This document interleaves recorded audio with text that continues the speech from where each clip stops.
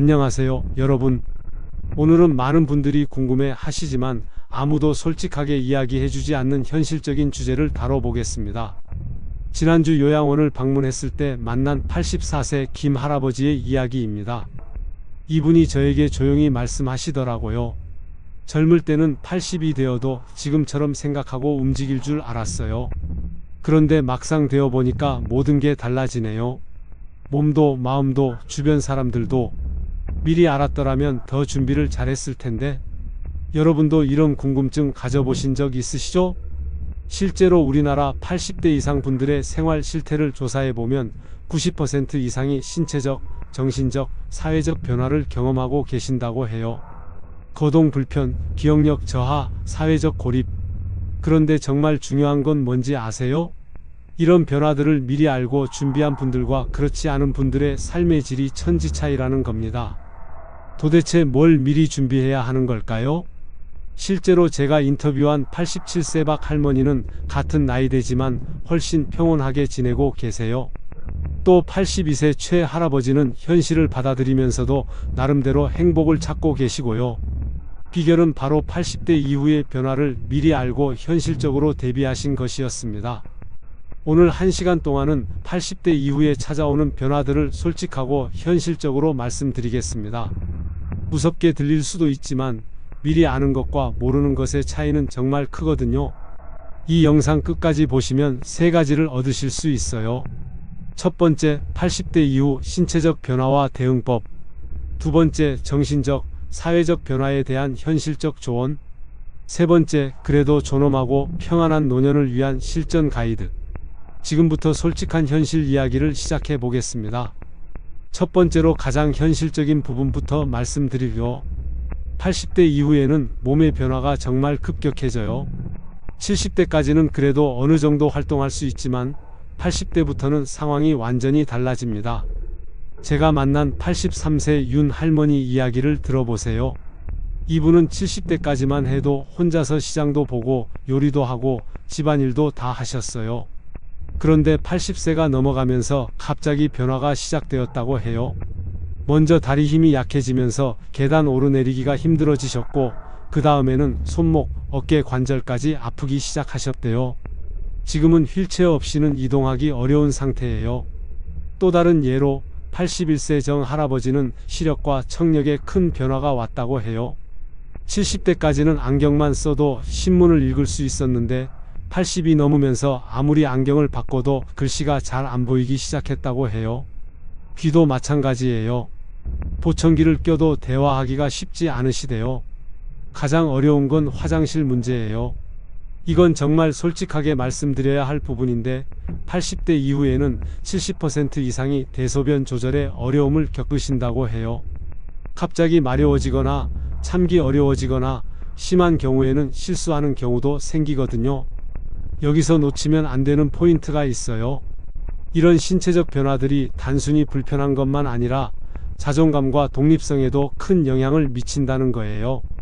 평생 스스로 모든 걸 해왔던 분들이 갑자기 다른 사람의 도움을 받아야 하는 상황이 되니까 정신적으로 정말 힘들어 하시거든요. 그럼 이런 신체적 변화에 어떻게 대비해야 할까요? 첫 번째, 집안 환경을 미리 바꿔 놓으세요. 문턱 없애기, 손잡이 설치, 미끄럼 방지 매트 깔기 등을 70대부터 미리 해놓는 게 좋아요. 둘째, 보조기구 사용을 부끄러워하지 마세요. 지팡이, 휠체어, 보청기 등은 삶의 질을 높여주는 도구예요. 셋째, 정기적인 건강검진을 통해 변화를 미리 파악하고 대응하세요. 두 번째는 기억력과 인지 능력의 변화예요. 이 부분이 많은 분들이 가장 두려워하시는 부분이기도 하고 실제로 가족들에게도 큰 영향을 미치는 부분이에요. 86세 조 할머니 사례를 보세요. 이분은 80세까지만 해도 기억력이 정말 좋으셨어요. 전화번호도 다 외우고 계시고 약속도 빼먹지 않으시고. 그런데 82세부터 변화가 시작되었다고 해요.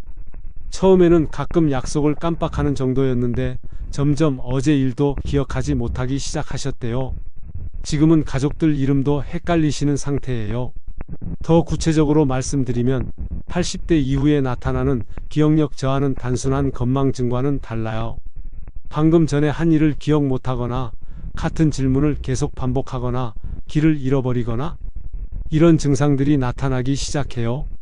특히 무서운 건 판단력도 함께 떨어진다는 거예요. 85세 박 할아버지는 전화 사기를 당하셨어요. 평생 그런 일에 안 당하셨던 분인데 인지 능력이 떨어지면서 판단력도 함께 약해진 거죠. 몇천만 원을 사기꾼에게 송금하셨다고 해요. 또 다른 예로 84세 김 할머니는 가스레인지를 켜놓고 깜빡하시는 일이 자주 생기셨어요. 다행히 큰 사고는 없었지만 가족들이 정말 걱정이 많으셨다고 해요. 결국 혼자 살기 어려워져서 요양원에 들어가게 되셨고요. 여기서 가장 힘든 부분은 본인이 변화를 인정하지 않으려고 하는 경우가 많다는 거예요. 나는 괜찮다, 깜빡한 것뿐이다라면서 도움받기를 거부하시는 분들이 많아요.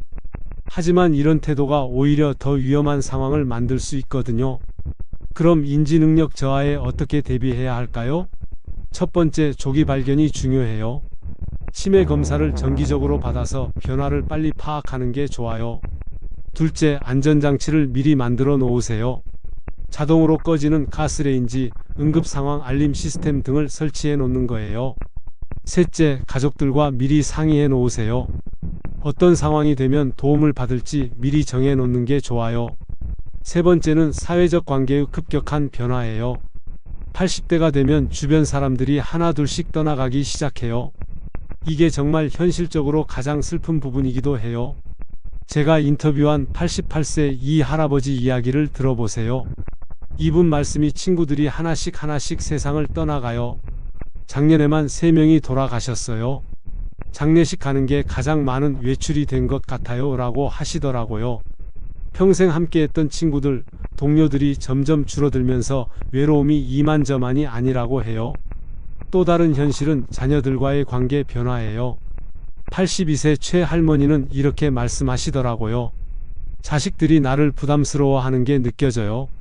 전화해도 바쁘다고 하고 만나자고 해도 핑계를 대고 예전처럼 반겨주지 않아요. 자녀들 입장에서도 자신의 삶이 있고 바쁘겠지만 부모님 입장에서는 정말 외로우실 거예요.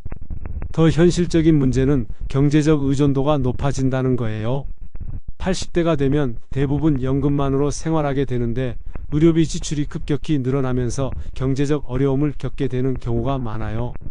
87세 정 할아버지는 한 달 병원비만 100만 원이 넘는다고 하시더라고요. 가장 어려운 건 사회적 역할의 상실이에요. 평생 누군가의 아버지, 어머니, 할아버지, 할머니로 살아왔는데 80대가 되면서 그런 역할들도 점점 줄어들어요. 손자, 손녀들도 커서 할머니, 할아버지가 필요 없어지고 가족 내에서도 의견을 물어보지 않게 되고 이런 사회적 고립은 우울증으로 이어지는 경우가 많아요. 실제로 80대 이상 분들 중에 40% 이상이 우울증 증상을 보인다는 연구 결과도 있어요. 그럼 사회적 관계 변화에 어떻게 대응해야 할까요? 첫 번째, 새로운 관계를 만드는 것보다는 기존 관계를 소중히 하세요. 남아있는 친구들, 가족들과의 시간을 더 의미 있게 보내는 거예요. 둘째, 역할의 변화를 받아들이세요. 주도하는 역할에서 지켜보는 역할로 바뀔 수 있어요. 셋째, 도움을 요청하는 걸 부끄러워하지 마세요. 혼자 견디려고 하지 말고 필요할 때는 도움을 구하세요. 지금부터 더 중요한 이야기를 해드리려. 네 번째는 바로 일상생활의 급격한 변화예요. 80대가 되면 지금까지 당연하게 해왔던 일들이 갑자기 어려워집니다. 89세 한 할머니의 하루 일과를 들어보세요. 아침에 일어나는 것부터가 일이에요. 침대에서 일어나는 데만 30분이 걸려요. 화장실 가는 것도 조심조심, 세수하는 것도 힘들고 밥 해먹는 것도 이제는 너무 어려워서 대부분 배달 음식이나 간단한 것만 먹어요. 이렇게 기본적인 일상생활조차 혼자서는 어려워지는 거예요. 요리가 특히 어려워져요. 83세 박 할아버지는 평생 요리는 아내가 해주셨는데 아내가 먼저 돌아가시고 나서 혼자 해먹어야 하는데 정말 힘들다고 하세요. 가스레인지 사용도 위험하고 칼질도 위험하고 무거운 냄비도 들기 어렵고 결국 컵라면이나 빵으로 끼니를 때우는 경우가 많다고 해요. 쇼핑도 마찬가지예요. 85세 조 할머니는 시장 가는 것도 이제는 큰 외출이에요. 무거운 것 들기도 어렵고 계산하는 것도 헷갈리고 온라인 쇼핑은 더더욱 어렵고요 라고 하시더라고요. 청소나 빨래 같은 집안일도 점점 어려워져요. 무릎이 아파서 걸레질하기 어렵고 세탁기 사용법도 복잡하게 느껴지고 결국 집안이 점점 지저분해지는 경우가 많아요. 가장 현실적인 문제는 개인 위생 관리예요. 목욕하기가 정말 어려워지거든요. 욕조에 들어가고 나오기도 어렵고 몸을 씻는 것도 힘들고 머리 감기도 어렵고 81세 김 할아버지는 일주일에 한 번 목욕하는 것도 큰일이에요 라고 하시더라고요. 여기서 중요한 건 뭐냐면 이런 일상생활의 어려움이 단순히 불편한 것만 아니라 건강과 안전에도 직접적인 영향을 미친다는 거예요. 제대로 먹지 못하면 영양실조가 될 수 있고 개인 위생이 안 되면 감염의 위험이 있고 집안이 지저분해지면 넘어질 위험도 있고 그럼 일상생활 변화에 어떻게 대응해야 할까요? 첫 번째, 도구의 도움을 받으세요. 전자레인지, 간편식품, 청소 도구 등을 적극 활용하는 거예요. 둘째, 서비스를 이용하는 것도 고려해 보세요. 가사 도우미, 배달 서비스, 방문 목욕 서비스 등이 있어요. 셋째, 가족들과 역할 분담을 하세요. 무엇을 도와받을지 미리 정해 놓는 게 좋아요. 절반 지났는데 이제 핵심 중에 핵심을 말씀드릴게요. 다섯 번째는 바로 의료적 의존도가 급격히 높아진다는 현실이에요. 80대가 되면 병원이 일상의 중심이 됩니다. 84세 윤 할아버지의 일주일 스케줄을 보세요. 월요일은 내과, 화요일은 정형외과, 수요일은 안과, 목요일은 피부과. 거의 매일 어딘가 병원에 가야 해요. 이분이 드시는 약만 해도 10가지가 넘는다고 해요. 혈압약, 당뇨약, 관절약, 소화제, 수면제. 약 먹는 시간을 맞추는 것만으로도 하루가 바빠요. 더 현실적인 문제는 응급 상황이 자주 발생한다는 거예요. 86세 정 할머니는 작년에만 응급실에 5번 가셨다고 해요. 갑자기 어지러워서, 가슴이 아파서, 숨이 가빠서. 혼자 계실 때 이런 일이 생기면 정말 위험하거든요. 입원도 잦아져요. 87세 최 할아버지는 올해만 3번 입원하셨어요. 폐렴으로 1번, 낙상으로 1번, 심장 문제로 1번. 입원할 때마다 몸이 더 약해지는 것 같다고 하시더라고요. 가장 어려운 건 약물 관리예요. 종류도 많고 먹는 시간도 다르고 부작용도 있고 82세 박 할머니는 약 먹는 것만으로도 하루가 다 가요. 아침에 5알, 점심에 3알, 저녁에 4알. 까먹으면 안 되니까 계속 신경 써야 해요 라고 하시더라고요. 치료비 부담도 만만치 않아요. 보험이 있어도 본인 부담금이 상당하거든요. 88세 조 할아버지는 한 달 치료비만 200만 원이 넘는다고 해요. 연금으로는 감당하기 어려운 수준이에요. 여기서 가장 중요한 현실은 의료진과의 소통이 어려워진다는 거예요. 청력도 떨어지고 이해력도 떨어지고 기억력도 떨어지니까 의사 말씀을 제대로 듣고 이해하기가 어려워요. 그래서 치료 효과도 떨어지는 경우가 많아요. 그럼 의료적 의존도 증가에 어떻게 대응해야 할까요? 첫 번째, 의료진과의 소통을 위해 가족이나 보호자가 함께하는 게 좋아요. 둘째, 약물 관리 시스템을 만드세요. 요일별 약통, 알림 시계 등을 활용하는 거예요. 셋째, 응급상황 대비책을 마련해 놓으세요. 응급연락망, 응급처치법 등을 미리 준비해 두는 게 중요해요. 여섯 번째는 바로 경제적 어려움이 가중된다는 현실이에요. 80대가 되면 수입은 줄어드는데 지출은 오히려 늘어나는 경우가 많아요. 85세 한 할머니의 가계부를 보면 이래요. 연금이 월 80만 원인데 병원비만 50만 원, 약값 20만 원, 생활비 30만 원. 매달 적자예요. 적금을 깨서 쓰고 있는데 언제까지 버틸 수 있을지 모르겠어요. 이런 상황이 정말 많아요. 특히 의료비 지출이 급격히 늘어나요. 젊을 때는 한 달에 병원비가 몇만 원 수준이었는데 80대가 되면 몇십만 원씩 나가는 경우가 부지기수예요. 보험이 적용되지 않는 항목들도 많고 간병비, 교통비까지 합치면 정말 부담이 큽니다. 요양원 비용도 만만치 않아요. 87세 박 할아버지는 요양원에 들어가시는데 한 달 비용이 150만 원이라고 해요. 연금만으로는 감당하기 어려워서 자녀들이 보태주고 있다고 하시더라고요. 생활비도 의외로 많이 들어요. 혼자서 해결하기 어려우니까 배달음식, 가사 도우미, 각종 서비스를 이용해야 하는데 이런 것들이 다 돈이거든요. 83세 조 할머니는 젊을 때는 직접 다 했는데 이제는 뭐든지 돈 주고 시켜야 해요 라고 하시더라고요. 가장 현실적인 문제는 자녀들에게 경제적으로 의존하게 된다는 거예요. 평생 자녀들을 키우고 뒷바라지했던 분들이 이제는 반대로 도움을 받아야 하는 상황이 되니까 정말 마음이 복잡하시더라고요. 그럼 경제적 어려움에 어떻게 대응해야 할까요? 첫 번째, 70대부터 미리 경제 계획을 세우세요. 80대 이후 예상 지출을 미리 계산해 보는 거예요. 둘째, 정부 지원 제도를 적극 활용하세요. 노인장기요양보험, 의료비 지원 등 받을 수 있는 혜택들을 알아보세요. 셋째, 자녀들과 미리 상의해 놓으세요. 언제부터 얼마나 도움받을지 미리 계획을 세워두는 게 좋아요. 일곱 번째는 바로 정신적, 정서적 변화예요. 80대가 되면 몸의 변화와 함께 마음의 변화도 따라와요. 이 부분이 사실 가장 어려운 부분이기도 해요. 제가 상담한 86세 이 할머니 이야기를 들어보세요. 요즘은 매일 우울해요. 할 수 있는 게 아무것도 없고 누구에게도 필요 없는 사람이 된 것 같아요. 차라리 빨리 죽었으면 좋겠다는 생각도 들어요.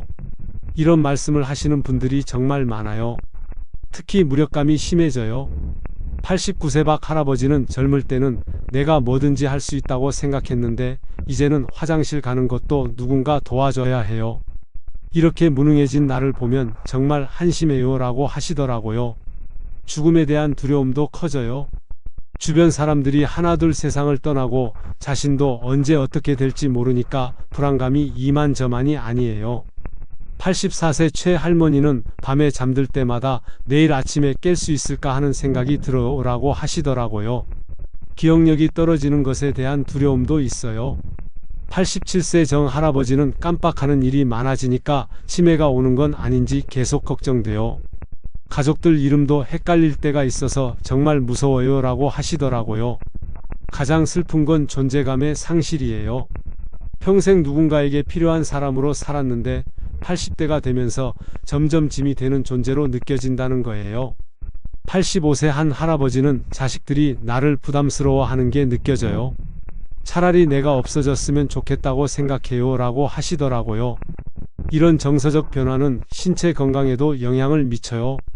우울하면 식욕도 떨어지고 잠도 안 오고 면역력도 떨어져서 더 자주 아프게 되는 거죠. 그럼 정신적, 정서적 변화에 어떻게 대응해야 할까요? 첫 번째, 변화를 자연스러운 것으로 받아들이세요. 나이가 들면서 오는 변화를 부정하지 말고 인정하는 거예요. 둘째, 작은 것에서라도 보람을 찾으세요.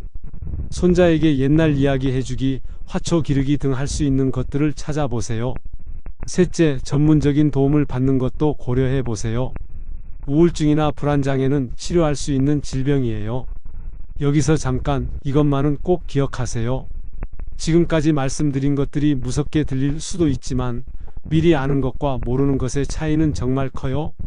준비된 상태에서 맞이하는 변화와 준비 없이 맞이하는 변화는 전혀 다르거든요. 여덟 번째는 바로 가족관계의 근본적 변화예요. 80대가 여덟 번째는 바로 가족관계의 근본적 변화예요. 80대가 되면 지금까지의 가족 내 역할이 완전히 뒤바뀝니다.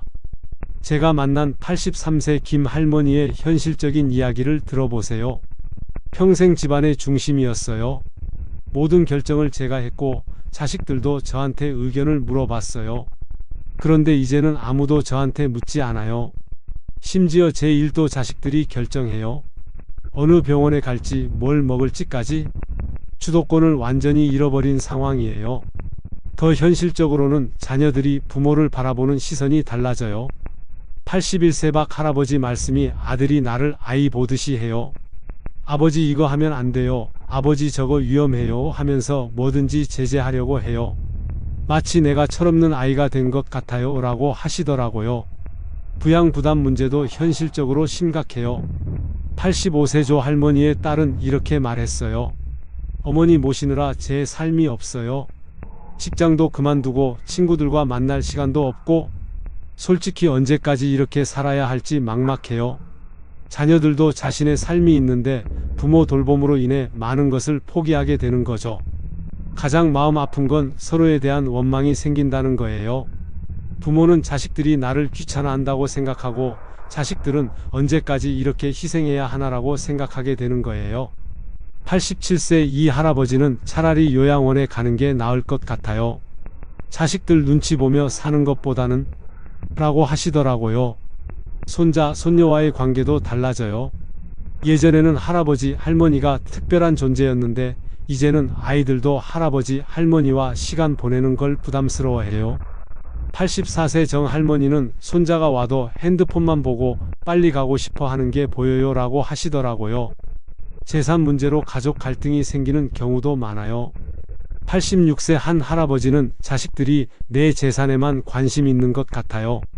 병문안 와서도 재산 이야기만 하고 정작 내가 아픈 건지 관심 없어요 라고 하시더라고요. 이런 가족관계 변화는 정말 현실적인 문제예요. 그럼 어떻게 대응해야 할까요? 첫 번째, 역할 변화를 받아들이세요.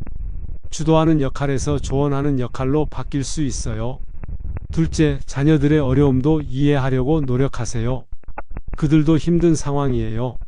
셋째, 솔직한 대화를 나누세요. 서로의 마음을 숨기지 말고 표현하는 게 중요해요. 아홉 번째는 바로 죽음과 마주하게 되는 현실이에요. 80대가 되면 죽음이 더 이상 먼 이야기가 아니라 현실적인 문제가 됩니다. 88세 윤 할아버지의 솔직한 고백을 들어보세요. 작년에만 친구 5명이 세상을 떠났어요. 장례식장에 가는 게 가장 많은 외출이 됐어요. 다음에는 내 차례인가 하는 생각이 계속 들어요. 주변 사람들의 죽음을 자주 목격하게 되면서 자신의 죽음도 현실로 다가오는 거예요. 건강검진 결과가 나올 때마다 불안해요. 82세 최 할머니는 병원에 갈 때마다 무슨 나쁜 소식을 들을까 봐 떨려요. CT 찍고 혈액 검사하고 결과 기다리는 시간이 정말 길어요 라고 하시더라고요. 몸의 신호들도 예전과 다르게 느껴져요. 84세 박 할아버지는 가슴이 조금만 아파도 심장마비인가 싶고 머리가 아프면 뇌출혈인가 싶고 모든 증상이 죽음과 연결되는 것 같아요 라고 하시더라고요. 가장 현실적인 문제는 죽음을 준비해야 한다는 거예요. 유언장 작성, 장례 준비, 재산 정리 이런 것들을 미루기 어려운 나이가 되는 거죠. 86세 조 할머니는 요즘 장례용품점 앞을 지날 때마다 한 번씩 둘러봐요. 미리 준비해놔야 자식들이 편할 것 같아서요 라고 하시더라고요. 혼자 죽을지도 모른다는 두려움도 있어요. 89세 정 할아버지는 밤에 혼자 있으면 이대로 죽으면 누가 알까 하는 생각이 들어요. 며칠 후에나 발견될 수도 있고 라고 하시더라고요. 이런 죽음에 대한 두려움과 현실적 준비에 어떻게 대응해야 할까요? 첫 번째, 죽음을 자연스러운 과정으로 받아들이려고 노력하세요. 피할 수 없는 현실이라면 준비하는 게 낫죠? 둘째, 가족들과 솔직하게 대화하세요. 어떤 죽음을 원하는지, 어떤 장례를 원하는지 미리 얘기해 두세요. 셋째, 종교나 철학적 위안을 찾아보세요. 죽음에 대한 두려움을 줄여주는 데 도움이 될 수 있어요. 마지막 정리, 오늘의 하이라이트입니다. 10번째는 바로 그래도 존엄하게 살 수 있는 방법들이에요. 지금까지 어려운 현실들을 말씀드렸지만 그래도 80대를 존엄하게 보낼 수 있는 방법들이 있어요. 제가 만난 91세강 할머니는 정말 인상적이셨어요. 몸은 불편하시지만 정신은 또렷하시고 매일 일기를 쓰신다고 해요. 내가 살아온 이야기를 적어 놓으면 후손들에게 도움이 될 것 같아요. 비록 몸은 아프지만 마음은 평안해요 라고 하시더라고요. 또 87세 박 할아버지는 제한된 몸 상황에서도 할 수 있는 일들을 찾으셨어요. 손자에게 옛날 이야기 들려주기, 화초물 주기, 라디오 듣기. 작은 것들이지만 나름의 의미를 찾고 있어요. 완전히 포기하지 않고 자신만의 방법을 찾으신 거죠. 존엄사에 대한 준비도 중요해요. 85세 이 할머니는 무의미한 연명치료는 받지 않겠다고 가족들과 약속했어요. 품위 있게 생을 마감하고 싶어요 라고 하시더라고요. 자신의 죽음에 대해서도 주도권을 가지려고 하시는 거예요. 마지막 시간을 의미 있게 보내는 방법들도 있어요. 89세 조 할아버지는 평생 못했던 것들을 하나씩 해보고 있어요. 그림 그리기, 시 쓰기. 서툴지만 재미있어요 라고 하시더라고요. 가족들과의 화해도 중요해요. 83세 한 할머니는 그동안 서운했던 것들을 다 내려놓기로 했어요. 남은 시간이 얼마 없는데 원망하며 살기 싫어요 라고 하시더라고요. 봉사활동이나 나눔도 할 수 있어요. 86세 정 할아버지는 몸이 불편하시지만 전화로 다른 독거노인들과 안부를 주고받는 일을 하고 계세요. 나보다 더 외로운 분들이 많아요. 전화 한 통이라도 위안이 되는 것 같아요 라고 하시더라고요. 그럼 80대를 존엄하게 보내려면 어떻게 해야 할까요? 첫 번째, 작은 것에서라도 의미를 찾으세요. 완전히 포기하지 말고 할 수 있는 것들을 찾아보세요. 둘째, 과거에 매달리지 말고 현재에 집중하세요. 지금 이 순간이 가장 중요해요. 셋째, 가족들과 솔직하게 소통하세요. 원망보다는 이해와 용서가 더 평안을 가져다줘요. 화면 앞에서 따라해 보세요. 지금 당장 종이 한 장과 펜을 가져오세요. 그리고 이렇게 적어보세요. 80대가 되기 전에 준비하고 싶은 것 5가지. 건강관리, 경제준비, 가족관계, 주거환경, 마음의 준비. 뭐든 좋아요. 적어보셨나요? 이제 그 중에서 가장 시급한 것 하나에 동그라미를 쳐보세요. 바로 그게 지금부터 준비해야 할 첫 번째 과제예요. 잠깐, 이것만은 꼭 기억하세요. 오늘 말씀드린 현실들이 무섭게 들릴 수도 있지만 이것이 피할 수 없는 우리 모두의 미래라는 점입니다. 하지만 미리 알고 준비하면 훨씬 나은 80대를 보낼 수 있어요. 가장 중요한 건 혼자 준비하려고 하지 마세요. 가족들과 함께 계획을 세우고 필요하면 전문가의 도움도 받으세요. 사회복지사, 간병인, 의료진, 도움받는 걸 부끄러워하지 마세요. 그리고 너무 미래만 걱정하지 마시고 현재를 소중히 하세요. 지금 건강할 때, 지금 가족들과 함께 할 수 있을 때 그 시간들을 더 의미 있게 보내세요. 마지막으로 80대도 인생의 한 과정이라는 걸 받아들이세요. 어려운 시기이긴 하지만 그 안에서도 나름의 의미와 행복을 찾을 수 있어요. 포기하지 말고 끝까지 존엄하게 살 수 있는 방법을 찾아보세요. 오늘 1시간 동안 80대 이후의 현실적인 변화들에 대해 말씀드렸습니다. 신체적 변화, 인지능력 저하, 사회적 고립, 일상생활의 어려움, 의료 의존도 증가, 경제적 부담, 정서적 변화, 가족관계 변화, 죽음과의 마주함, 그리고 그래도 존엄하게 사는 방법까지 다뤘습니다. 특히 기억해 주셨으면 하는 것은 이런 변화들을 미리 알고 준비하는 것과 모르고 당하는 것의 차이는 정말 크다는 점입니다. 무섭고 어려운 현실이지만 피할 수 없다면 현명하게 준비하는 게 최선이에요. 여러분의 노년이 비록 어려움이 있더라도 존엄하고 평안하기를 진심으로 바랍니다.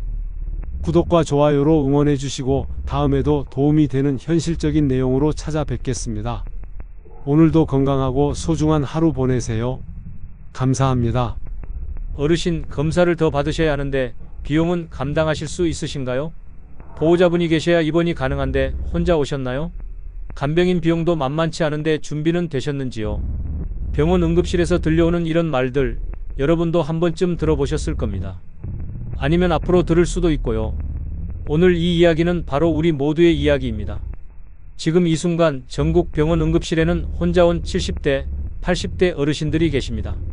몸은 아픈데 치료비가 걱정되어 망설이고 계신 분들이요. 자식들은 바쁘다고 돈도 없다고 연락을 피하고 계신 분들 말입니다. 참 씁쓸한 현실이죠.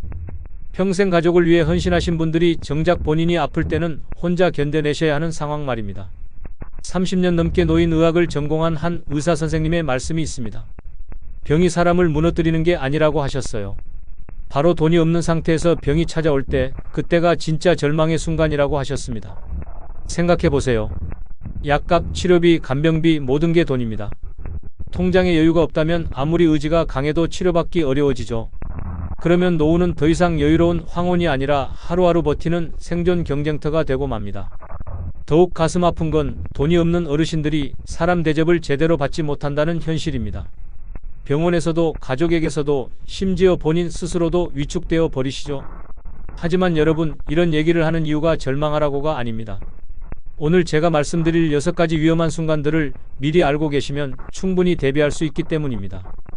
혹시 지금 준비가 늦었다고 생각하고 계신가요? 전혀 그렇지 않습니다. 오늘 이 방송을 끝까지 들어보시면 지금이라도 시작할 수 있는 구체적인 방법들을 알려드릴 테니까요. 특히 마지막 부분에서는 적은 돈으로도 노후를 든든하게 준비하는 실질적인 방법들을 상세히 안내해드릴 예정입니다. 여러분의 소중한 시간을 투자할 가치가 충분한 내용들이니까 꼭 끝까지 함께 해주세요. 그럼 이제 시작해 보겠습니다.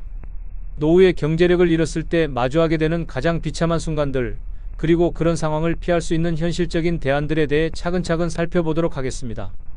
첫 번째로 말씀드릴 위험한 순간은 평생 살던 집을 떠나야 할 때입니다. 집이라는 게 단순히 잠자는 공간일까요? 절대 그렇지 않죠.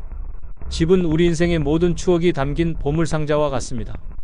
아이들이 뛰어노는 소리, 가족이 함께 둘러앉아 식사하던 식탁, 명절 때마다 정성껏 차리던 차례상, 아픈 가족을 간병하며 밤을 지새우던 안방까지 모든 것이 그 공간에 스며들어 있거든요. 그런데 어느 날 갑자기 그 집을 떠나야 한다는 현실과 마주하게 됩니다. 관리비가 밀리고 각종 공과금이 체납되고 생활비마저 부족해지면서 말이죠. 처음엔 다른 방법이 있을 거라고 생각하시죠? 자식들한테 도움을 요청해볼까? 대출이라도 받아볼까? 아니면 좀 더 아껴서 버텨볼까 하면서요. 하지만 현실은 냉정합니다. 노년기에는 소득이 급격히 줄어들면서도 의료비, 관리비 같은 고정 지출은 오히려 늘어나거든요. 그러니까 한번 기울어진 가게는 다시 균형을 잡기가 정말 어려워집니다. 실제로 부산 해운대에서 34년을 사신 한 어르신의 이야기를 들려드릴게요. 남편분이 돌아가신 후 혼자 살게 되신 76세 할머니 이야기인데요. 처음엔 괜찮으실 거라고 생각하셨답니다. 연금은 적지만 그래도 있고 집도 있고 무엇보다 자식들에게 짐이 되지 않겠다는 의지가 강하셨거든요. 그런데 몇 개월 지나니까 현실이 다르더라고요. 기초생활비만으로는 매달 나가는 관리비랑 각종 공과금을 감당하기 어려우셨던 거예요. 처음엔 아껴서 써보려고 노력하셨어요. 난방비 아끼려고 두꺼운 옷 입고 지내시고 전기료 줄이려고 일찍 주무시고 심지어 끼니도 걸으시면서 버텨보려고 하셨죠. 하지만 그런 생활도 한계가 있더라고요. 몸이 약해지시니까 병원비는 더 나가고 혼자 사시니까 모든 일을 다 업체에 맡겨야 해서 비용은 더 들고요.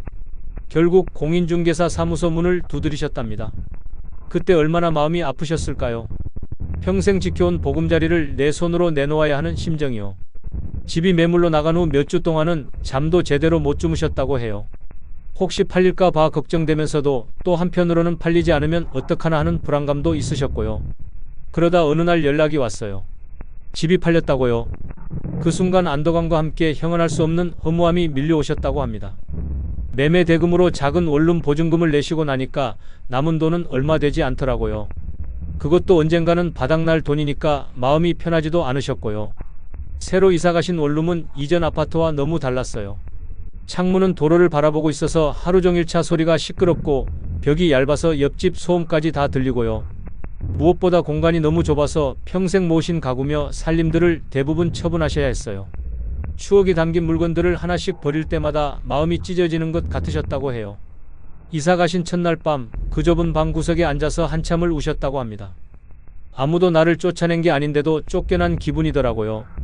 그 후로는 습관처럼 예전에 살던 아파트 단지를 피해서 다니신대요. 그 동네 근처만 가셔도 가슴이 답답해지고 눈물이 나려고 해서요. 가끔 친구분이 그 근처로 함께 가자고 하시면 미리 다른 길로 돌아서 가자고 부탁하신다고 해요.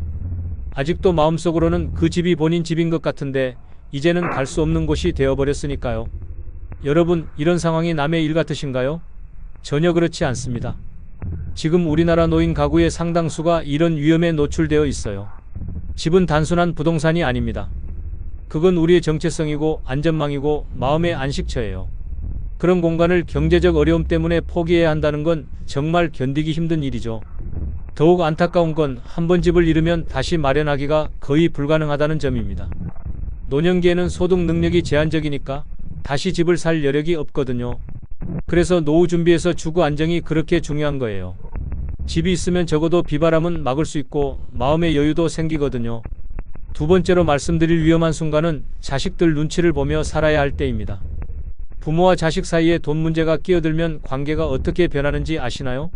처음에는 서로 이해하려고 노력하지만 시간이 지날수록 점점 어색해지고 불편해집니다. 경제적으로 자립하지 못한 부모님은 자식 집에서도 눈치를 볼 수밖에 없어요.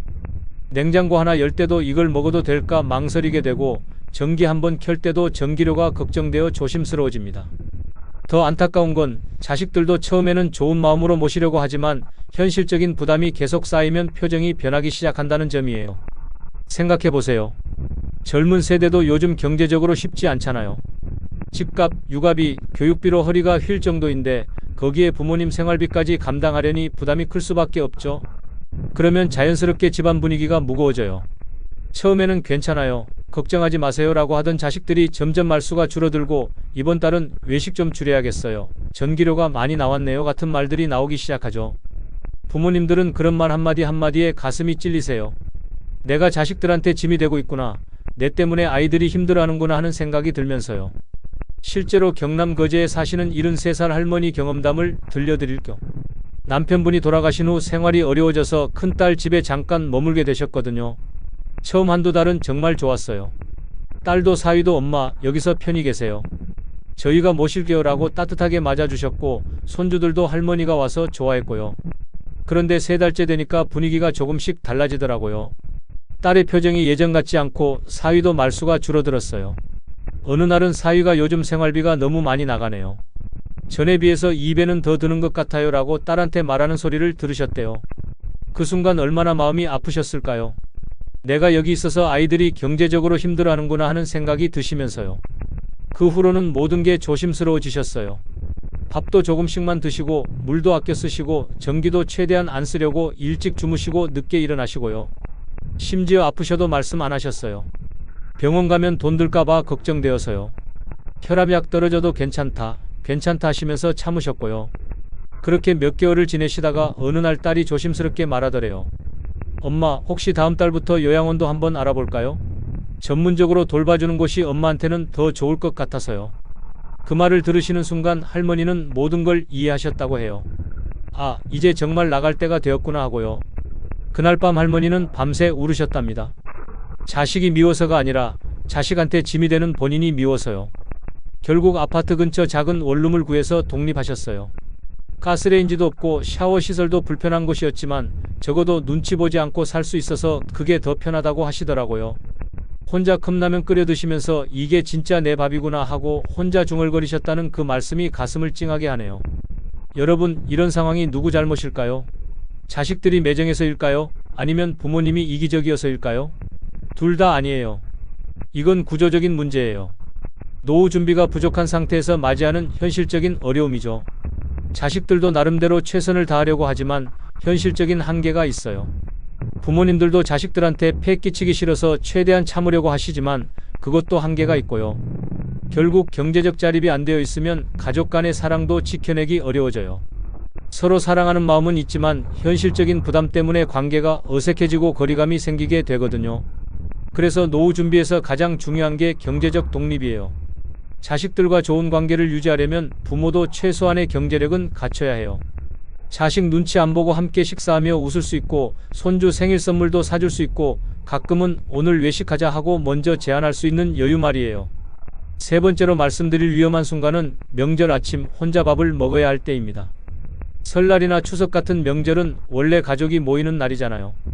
그런데 그 특별한 날에 혼자 밥상 앞에 앉아 있다는 건 정말 견디기 힘든 일이에요. TV에서는 온 가족이 모여 웃으면서 떡국 먹는 모습을 보여주는데 내 방은 쥐 죽은 듯 조용하고 전기밥솥에서 하루 전 남은 밥 데워서 김 한 장 올려 먹는 현실이에요. 물론 자식들한테서 연락은 와요. 아버지, 이번 명절은 못 갈 것 같아요. 코로나 때문에 조심해야 할 것 같아서요. 엄마, 차례는 나중에 따로 지낼게요. 애들이 감기 기운이 있어서요. 말은 그럴듯하죠. 하지만 정말 솔직하게 말하면 그 뒤에는 모시기 부담스럽다는 마음이 숨어 있는 거 아시잖아요. 그런 문자를 받고도 괜찮다, 조심해라 하고 답장을 보내야 하는 그 심정이 얼마나 복잡할까요? 이해는 가지만 서운한 마음도 있고 화가 나면서도 또 한편으로는 자식들이 미안해할까봐 괜찮은 척 해야 하고요. 서울 마포구에 사시는 78살 할아버지 이야기를 들려드릴 겸 부인은 몇 해 전에 돌아가시고 아들은 경기도 외곽에서 살고 있어요. 작년 설날 이 할아버지는 아침 일찍 차례상 차릴 준비를 하려고 냉장고를 여셨대요. 동네 시장에서 미리 사둔 나물 몇 가지와 마른 반찬들을 꺼내려고 하셨죠. 그런데 막상 꺼내려다가 손을 멈추셨어요. 뭐하러 이걸 차리나 하는 생각이 드시면서요. 부인도 안 계시고 아들도 안 오는데 혼자 차례상 차려놓고 앉아 있으면 더 쓸쓸할 것 같으셨거든요. 결국 전기포트에 물 끓여서 컵라면 하나에 계란 하나 풀어서 드셨어요. 식탁 위에는 성냥갑만 한 액자 하나, 돌아가신 부인 사진만 덩그러니 놓여 있었고요.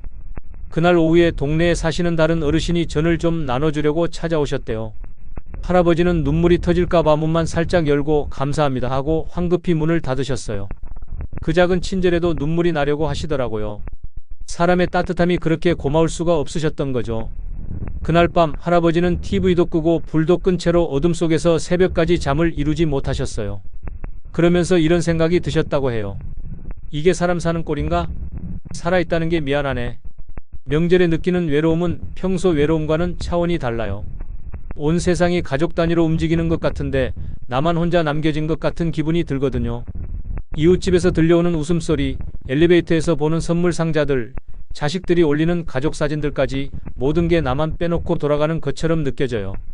더 힘든 건 그 하루가 정말 길게 느껴진다는 점이에요. 할 일도 없고 갈 곳도 없고 연락할 사람도 없으니까 시간이 거의 안 가요. 하루 종일 TV만 보다가 저녁에는 편의점 네온사인 불빛을 보면서 스스로를 위로해요. 괜찮아, 오늘만 넘기면 되니까. 하지만 그 하루하루가 사람을 무너뜨려요. 특히 명절 같은 특별한 날일수록 더 그렇죠. 만약 경제적 여유가 있었다면 어땠을까요? 음식 몇 가지 사서 아는 분들과 함께 식사라도 할 수 있었을 거예요.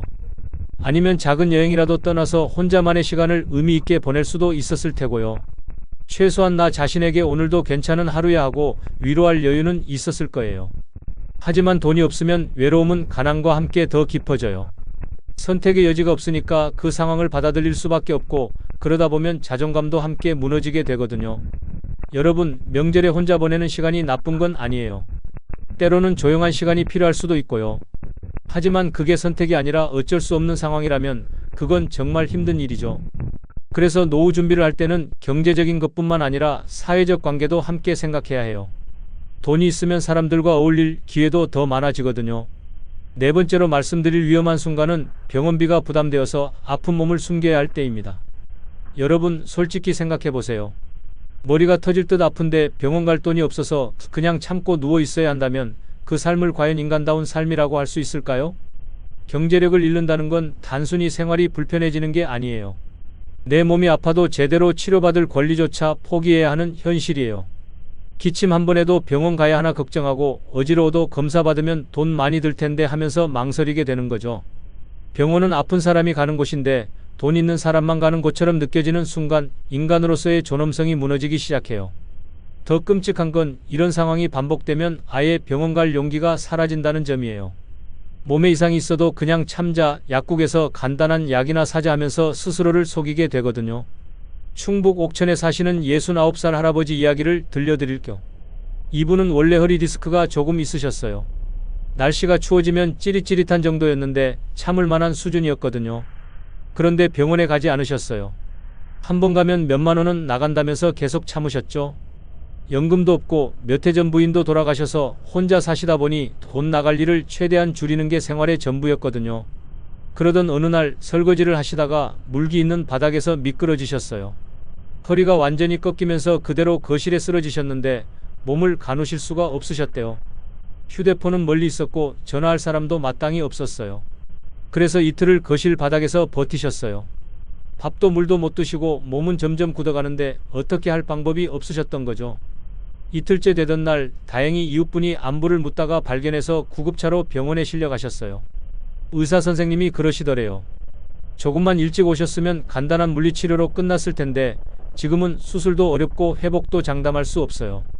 결국 그 할아버지는 휠체어를 타야 하는 상황이 되셨어요. 병 자체보다도 치료 시기를 놓친 게 더 큰 문제였던 거죠.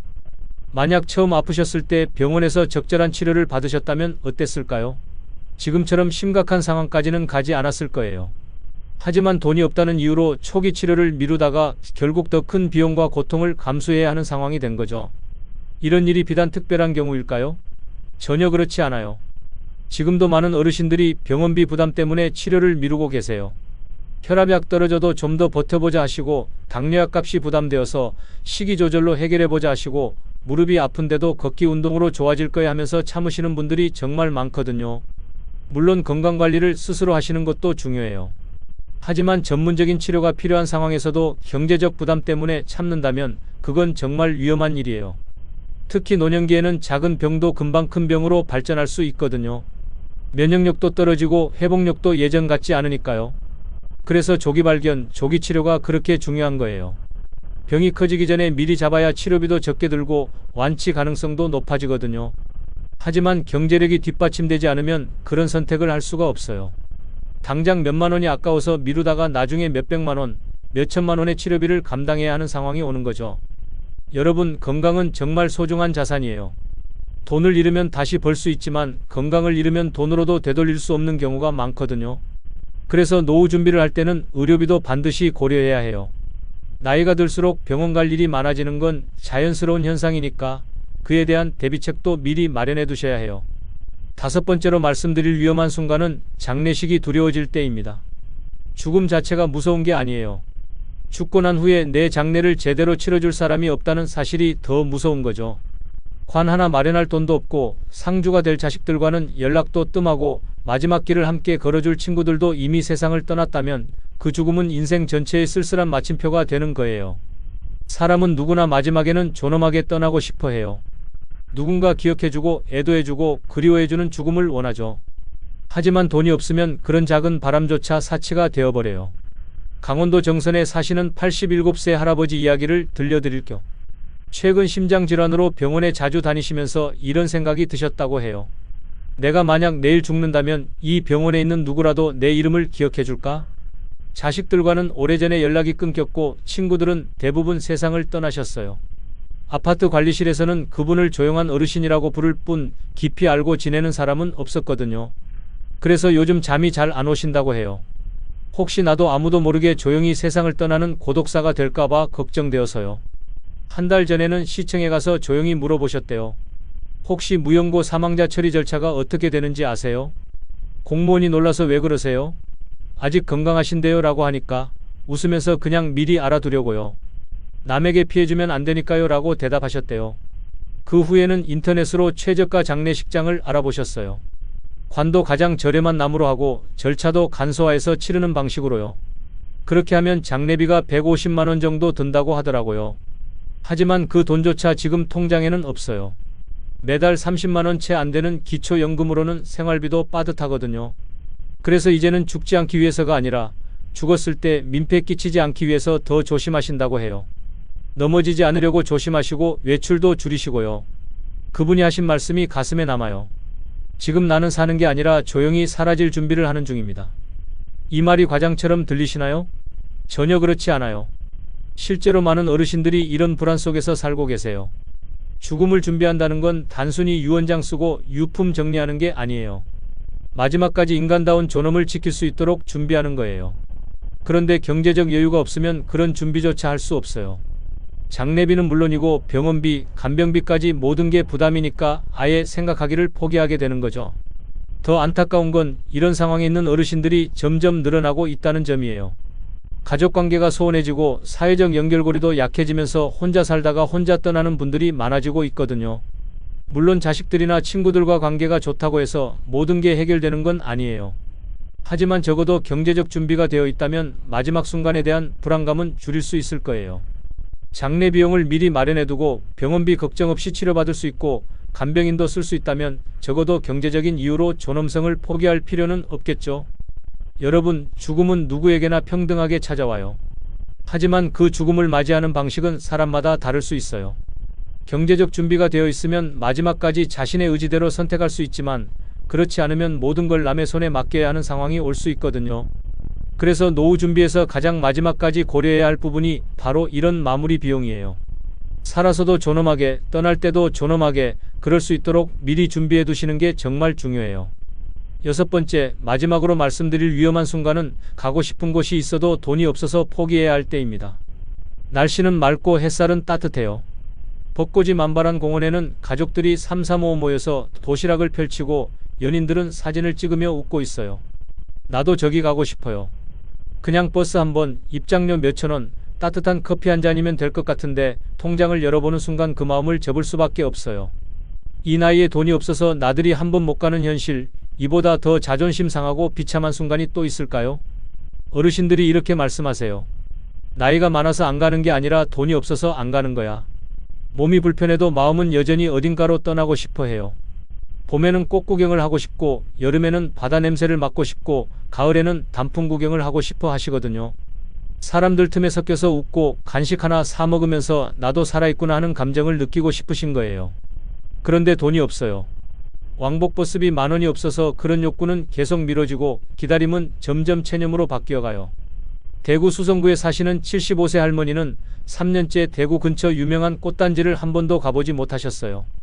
딸이 그곳에 꽃 구경 갔다고 사진을 보내오면 예쁘다, 잘 다녀와라 하고 답하지만 속으로는 정말 가보고 싶으시거든요.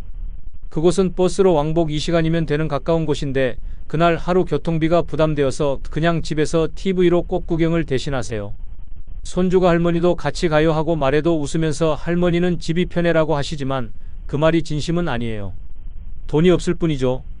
몇 해 전에 동네 친구들과 봄소풍 이야기가 나왔을 때도 가장 먼저 말을 끊으셨어요. 난 무릎이 안 좋아서 못 가. 그러니까 아무도 더 묻지 않았어요. 하지만 그날 밤 할머니는 오래된 서랍에서 수첩 하나를 꺼내셨어요. 언젠가 손으로 써두신 가보고 싶은 곳 10군데가 적혀 있었는데 해운대, 경복궁, 속초, 합천 영상테마파크. 하나도 가보지 못하셨어요. 이유는 단 하나, 돈이 없어서예요. 누군가는 말해요. 마음만 있으면 어디든 갈 수 있어요. 하지만 그건 젊은 사람 얘기예요. 나이가 들어서 버스 갈아타는 것도 힘든데 교통비, 입장료, 식비까지 계산하면 하루 외출도 큰 부담이 되거든요. 돈이 없으면 삶의 선택권이 사라져요. 가고 싶은 곳, 먹고 싶은 것, 하고 싶은 모든 것 앞에 포기라는 단어가 붙어요. 그게 매일 반복되면 사람은 점점 무기력해져요. 그러다가 마침내 바라는 것 자체를 그만두게 되죠. 삶은 움직임이에요. 마음이 가는 곳으로 몸도 따라가야 살아있는 기분이 들어요. 그런데 돈이 없으면 마음은 갇히고 몸은 굳어져요. 그게 하루, 한 달, 몇 년을 이어지면 결국 한계가 와요. 나가는 법을 잊고 즐기는 법을 잊고 결국에는 사는 법 자체를 잊어버리게 되는 거예요. 단지 커피 한 잔 마시고 싶은 마음을 참아야 하고 가고 싶은 길을 멀리서 바라보기만 해야 할 때 느끼는 박탈감은 단순한 아쉬움이 아니에요. 살아있다는 존재감마저 부정당하는 철저한 무력감이에요. 이보다 더 가혹한 노후는 없어요. 하지만 여러분, 꼭 많은 돈이 있어야만 이런 소소한 즐거움을 누릴 수 있는 건 아니에요. 조금씩이라도 여유를 만들면 작은 외출 정도는 충분히 가능하거든요. 중요한 건 포기하지 않는 마음이에요. 지금 당장은 어려워도 조금씩 준비해 나가면 언젠가는 가고 싶었던 곳들을 다 가보실 수 있을 거예요. 지금까지 6가지 위험한 순간들을 말씀드렸는데요. 절망적으로만 들리셨나요? 그렇지 않으시길 바라요. 이런 얘기를 하는 이유는 두렵게 하려는 게 아니라 미리 준비하시라고 말씀드리는 거거든요. 지금이라도 늦지 않았어요. 노년에 돈이 없다고 주저앉기만 한다면 남은 인생이 계속 무너질 뿐이지만 지금부터라도 조금씩 준비하신다면 충분히 달라질 수 있어요. 적게 벌어도 확실히 모으는 습관이 중요해요. 첫째, 매달 일정 금액을 무조건 먼저 저축하세요. 5만원이든 3만원이든 상관없어요. 통장에서 따로 빼두는 것만으로도 자신감이 생겨요. 둘째, 지출을 기록하세요. 자신이 어디에 돈을 쓰고 있는지 알아야 줄일 수 있어요. 가계부까지는 아니더라도 큰 지출 정도는 적어두시면 도움이 돼요. 셋째, 자식에게 퍼주지 마세요. 물론 도움을 주고 싶은 마음은 이해해요. 하지만 지금은 내가 먼저 살아야 할 때예요. 자식 용돈 주다가 나중에 자식한테 손 벌리는 상황이 오면 더 힘들어져요. 넷째, 소액이라도 수입을 끊기지 마세요. 단기 아르바이트, 돌봄 일자리, 재택 업무 등 작은 일이라도 계속 이어가시면 경제적으로도 도움이 되고 보람도 느낄 수 있어요. 마지막으로 모든 도움을 거부하지 마세요.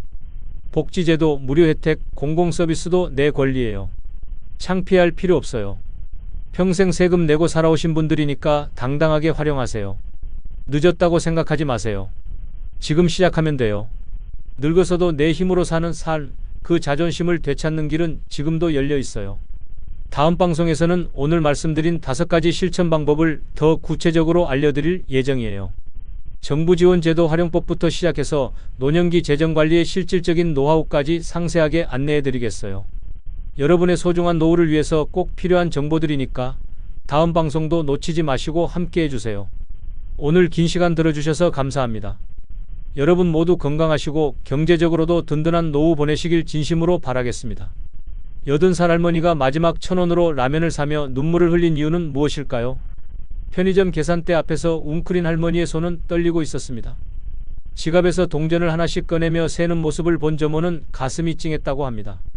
그 1,000원은 할머니에게 그날의 전 재산이었거든요. 혹시 이 이야기가 남의 일 같으신가요? 안타깝게도 이것은 지금 이 순간에도 우리 주변에서 벌어지고 있는 생생한 현실입니다. 국민연금연구원의 최근 조사에 따르면 우리나라 노인 빈곤율은 경제협력개발기구 OECD 평균의 2배가 넘습니다. 10명 중 4명이 최저생계비에도 못 미치는 소득으로 살아가고 있다는 뜻입니다. 더욱 충격적인 것은 이들 대부분이 젊은 시절에는 평범한 중산층이었다는 사실입니다.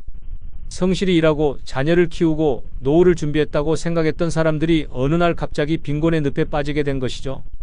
오늘 이 시간에는 노후 빈곤이 우리에게 던지는 5가지 절망적인 순간들을 함께 살펴보겠습니다. 하지만 단순히 절망만을 이야기하는 것이 아닙니다. 이런 현실을 마주하고도 다시 일어설 수 있는 방법, 늦었다고 생각할 때가 진짜 시작인 이유를 함께 찾아보겠습니다. 지금부터 들려드릴 이야기는 실제로 일어난 일들을 바탕으로 재구성한 것입니다. 혹시 듣다가 마음이 무거워지더라도 끝까지 함께 해주시기 바랍니다. 마지막에는 분명 희망의 빛을 발견하실 수 있을 테니까요. 그럼 이제 시작해 보겠습니다. 첫 번째 이야기는 한 할머니가 평생 살던 집을 떠나야 했던 그날의 이야기입니다.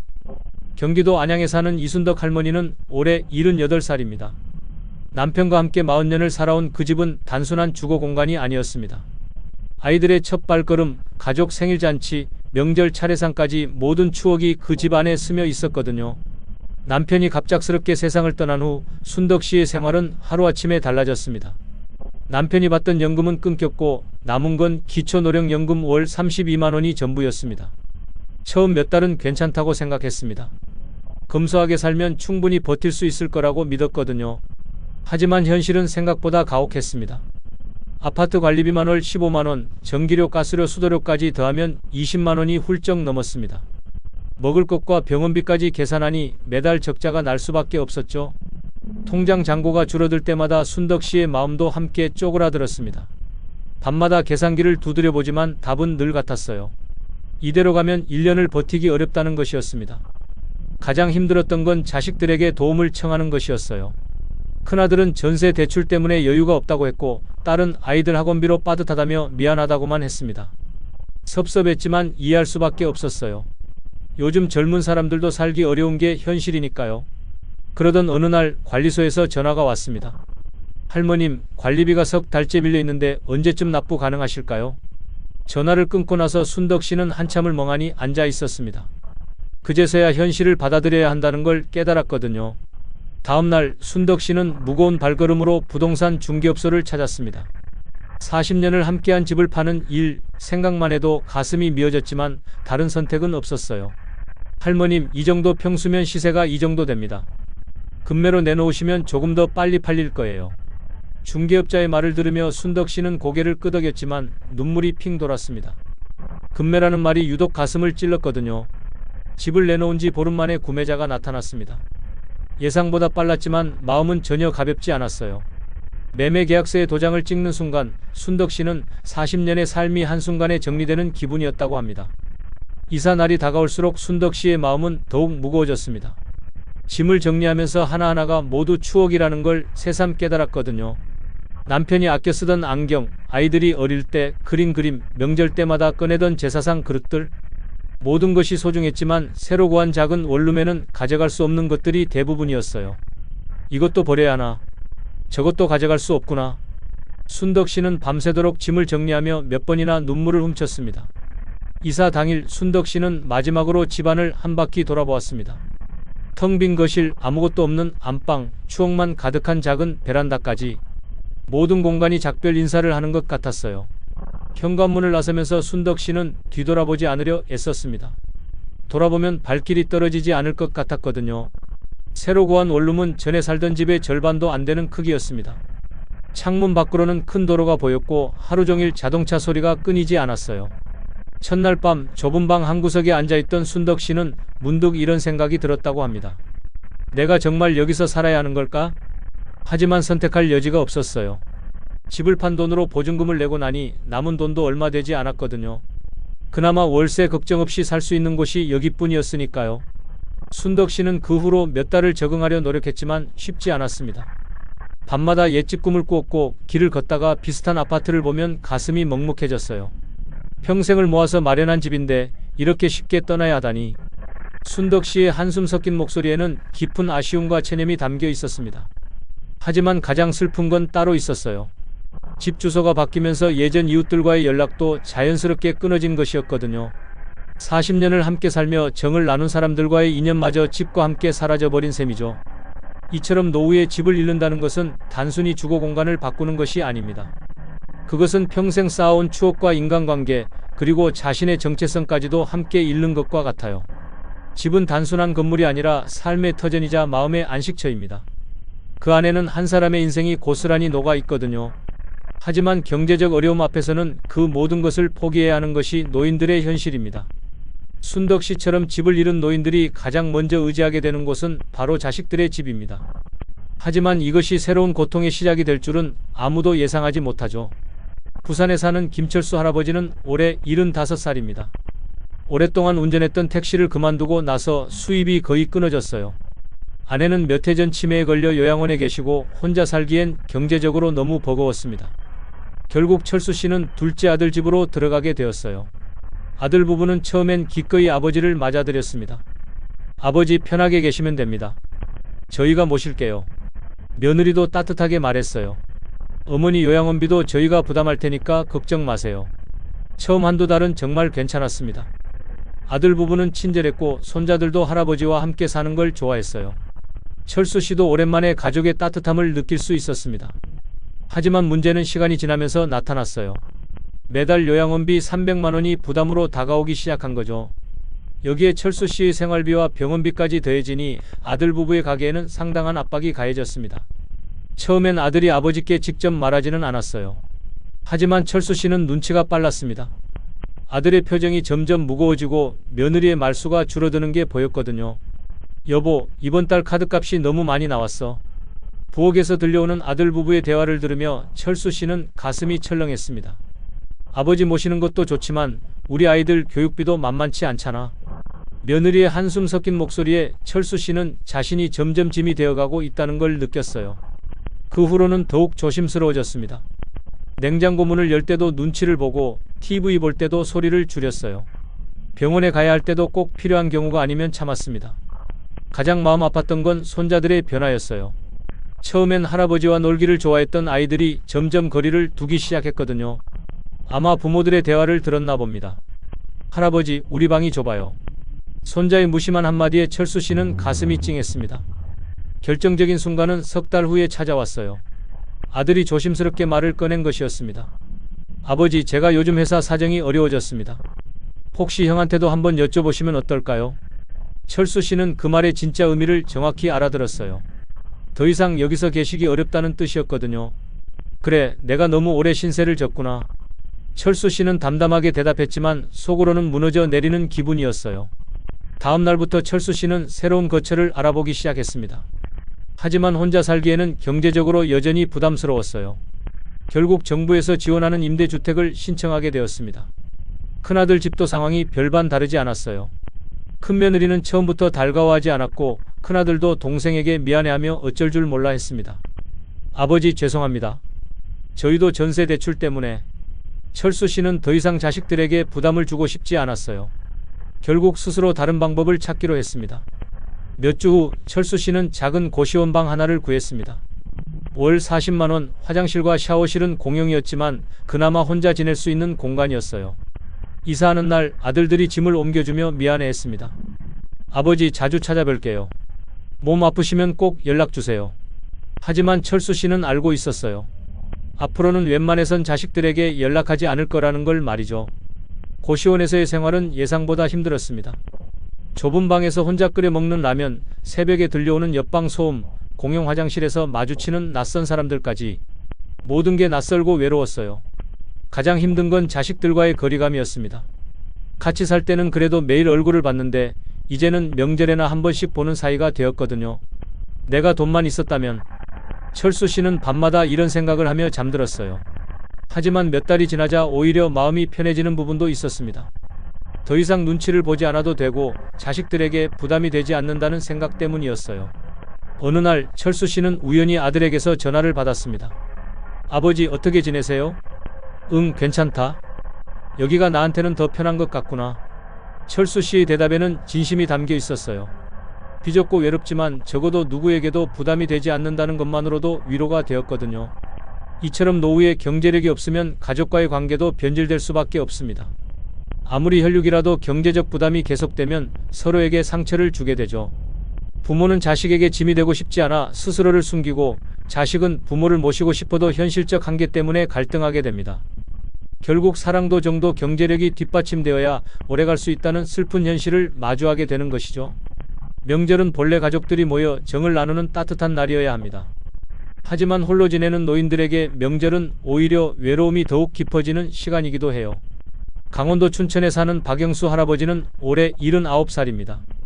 아내는 10년 전에 세상을 떠났고 자녀들은 모두 서울에서 각자의 삶을 살고 있어요. 지난 추석 아침 영수 씨는 평소보다 일찍 잠에서 깼습니다. 창밖으로 보이는 하늘은 맑았지만 마음은 무겁기만 했어요. 오늘이 추석이구나. 혼잣말을 중얼거리며 일어난 영수 씨는 부엌으로 향했습니다. 냉장고를 열어보니 며칠 전 사둔 계란 몇 개와 김치, 그리고 우유 한 팩이 전부였어요. 텔레비전을 틀자 온 가족이 함께 차례상을 차리는 모습이 나왔습니다. 웃음소리가 가득한 화면을 보며 영수 씨는 괜히 채널을 돌렸어요. 차라리 보지 말자. 하지만 어느 채널을 돌려도 명절 특집 프로그램뿐이었습니다. 결국 텔레비전을 끄고 조용히 앉아 있었어요. 오전 10시쯤 큰아들에게서 전화가 왔습니다. 아버지, 추석 잘 지내세요? 저희는 처가에 가야 해서. 응, 그래. 잘 다녀와라. 짧은 통화를 끝내고 나서 영수 씨는 한숨을 내쉬었습니다. 서운했지만 이해할 수밖에 없었어요. 요즘 젊은 사람들은 양쪽 부모님을 다 모셔야 하니 바쁠 수밖에 없으니까요. 둘째 딸에게서도 비슷한 내용의 문자가 왔어요. 아빠, 추석 잘 보내세요.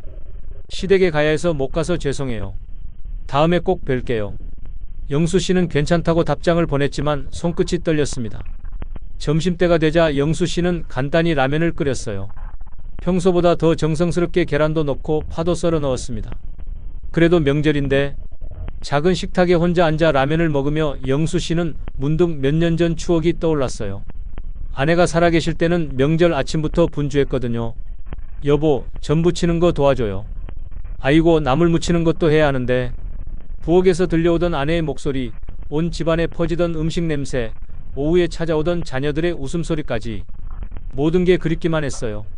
오후가 되자 아파트 복도에서 웃음소리가 들렸습니다. 옆집에서 가족들이 모인 모양이었어요. 영수 씨는 괜히 텔레비전 소리를 키웠습니다. 다른 집 소리가 더 이상 들리지 않게 하려고요. 나만 이렇게 혼자구나. 저녁이 되어서야 영수 씨는 집 밖으로 나왔습니다. 답답한 마음을 달래려고 동네를 한 바퀴 돌아보기로 했거든요. 하지만 거리는 더욱 썰렁했어요. 대부분의 상점들이 문을 닫았고 평소 만나던 동네 할아버지들도 보이지 않았습니다. 아마 다들 자식들 집에 가셨나 봐요.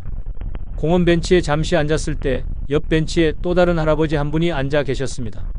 서로 눈이 마주치자 씁쓸한 미소를 지으셨어요. 명절인데 나오셨네요. 집에 있어봐야 더 답답해서요. 어르신도 그런가 봅니다. 그러게 말입니다. 짧은 대화를 나눴지만 서로의 처지는 충분히 이해할 수 있었어요. 굳이 길게 설명하지 않아도 알 수 있는 외로움이었거든요. 집으로 돌아온 영수 씨는 저녁도 간단히 해결했습니다. 밥에 김치만 얹어 먹었지만 평소보다 더 쓸쓸했어요.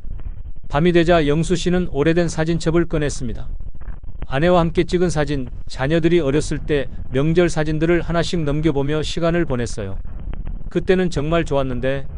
사진 속 자신의 모습은 지금보다 훨씬 활기차 보였습니다. 가족들에 둘러싸여 환하게 웃고 있는 모습이 지금은 너무도 멀게 느껴졌어요. 다음날 아침 영수 씨는 평소와 똑같이 일어났습니다. 명절이 지나고 나니 오히려 마음이 편해졌어요. 더 이상 외로움을 감추려 애쓰지 않아도 되니까요. 이런 명절을 보내는 노인들이 영수 씨만이 아닙니다. 전국 곳곳에서 수많은 어르신들이 비슷한 하루를 보내고 계실 거예요. 명절의 외로움이 더욱 아픈 이유는 평소에는 그나마 참을 수 있던 고독감이 이날만큼은 더욱 극명하게 드러나기 때문입니다. 다른 모든 사람들이 행복해 보이는 날에 혼자 있다는 것, 그것은 정말 견디기 힘든 고통이거든요.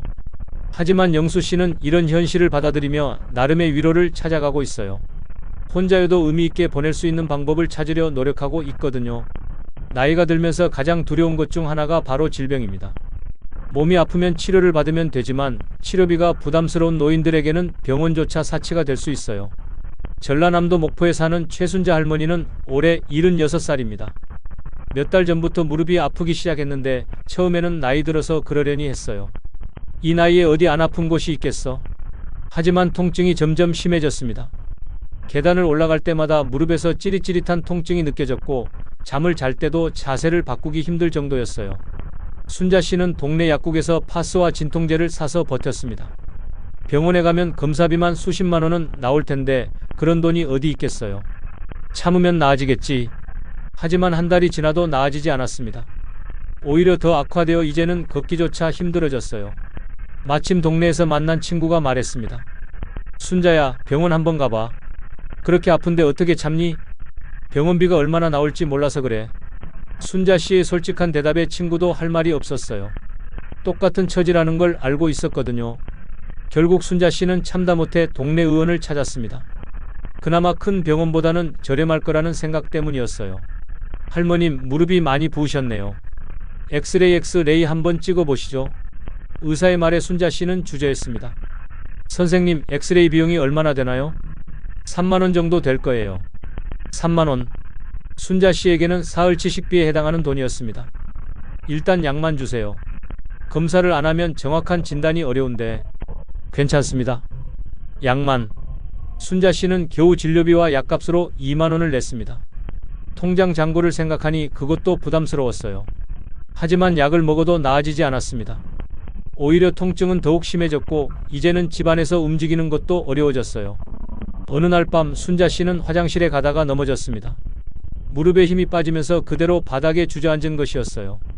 한참을 바닥에 앉아서 일어나지 못했습니다. 다행히 벽을 짚고 겨우 일어날 수 있었지만 그날 밤 순자 씨는 잠을 이루지 못했어요. 이렇게 살 수는 없어.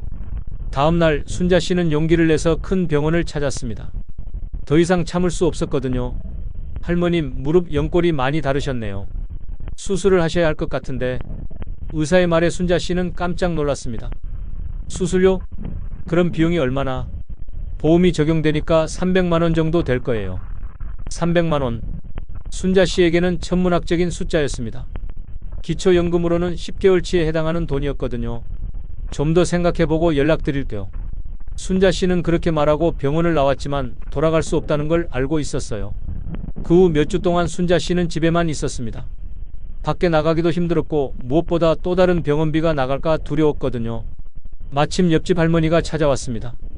순자 씨, 요즘 왜 안 보여요? 어디 아픈가요? 무릎이 아파서. 병원은 갔어요? 갔는데 수술하라고 하더라고요. 돈이 없어서 못하겠어요. 옆집 할머니도 비슷한 경험이 있어서 순자 씨의 마음을 이해했어요. 나도 허리 아플 때 그랬어요. 참다가 더 악화됐죠. 며칠 후 순자 씨의 상태는 더욱 나빠졌습니다. 무릎이 완전히 굳어져서 방에서 부엌까지 가는 것도 기어가야 했어요. 결국 옆집 할머니가 구급차를 불렀습니다. 더 이상 혼자 두면 안 되겠다고 판단했거든요. 응급실에 도착한 순자 씨는 응급처치를 받았습니다. 의사는 말했어요. 더 늦었으면 큰일 날 뻔했습니다.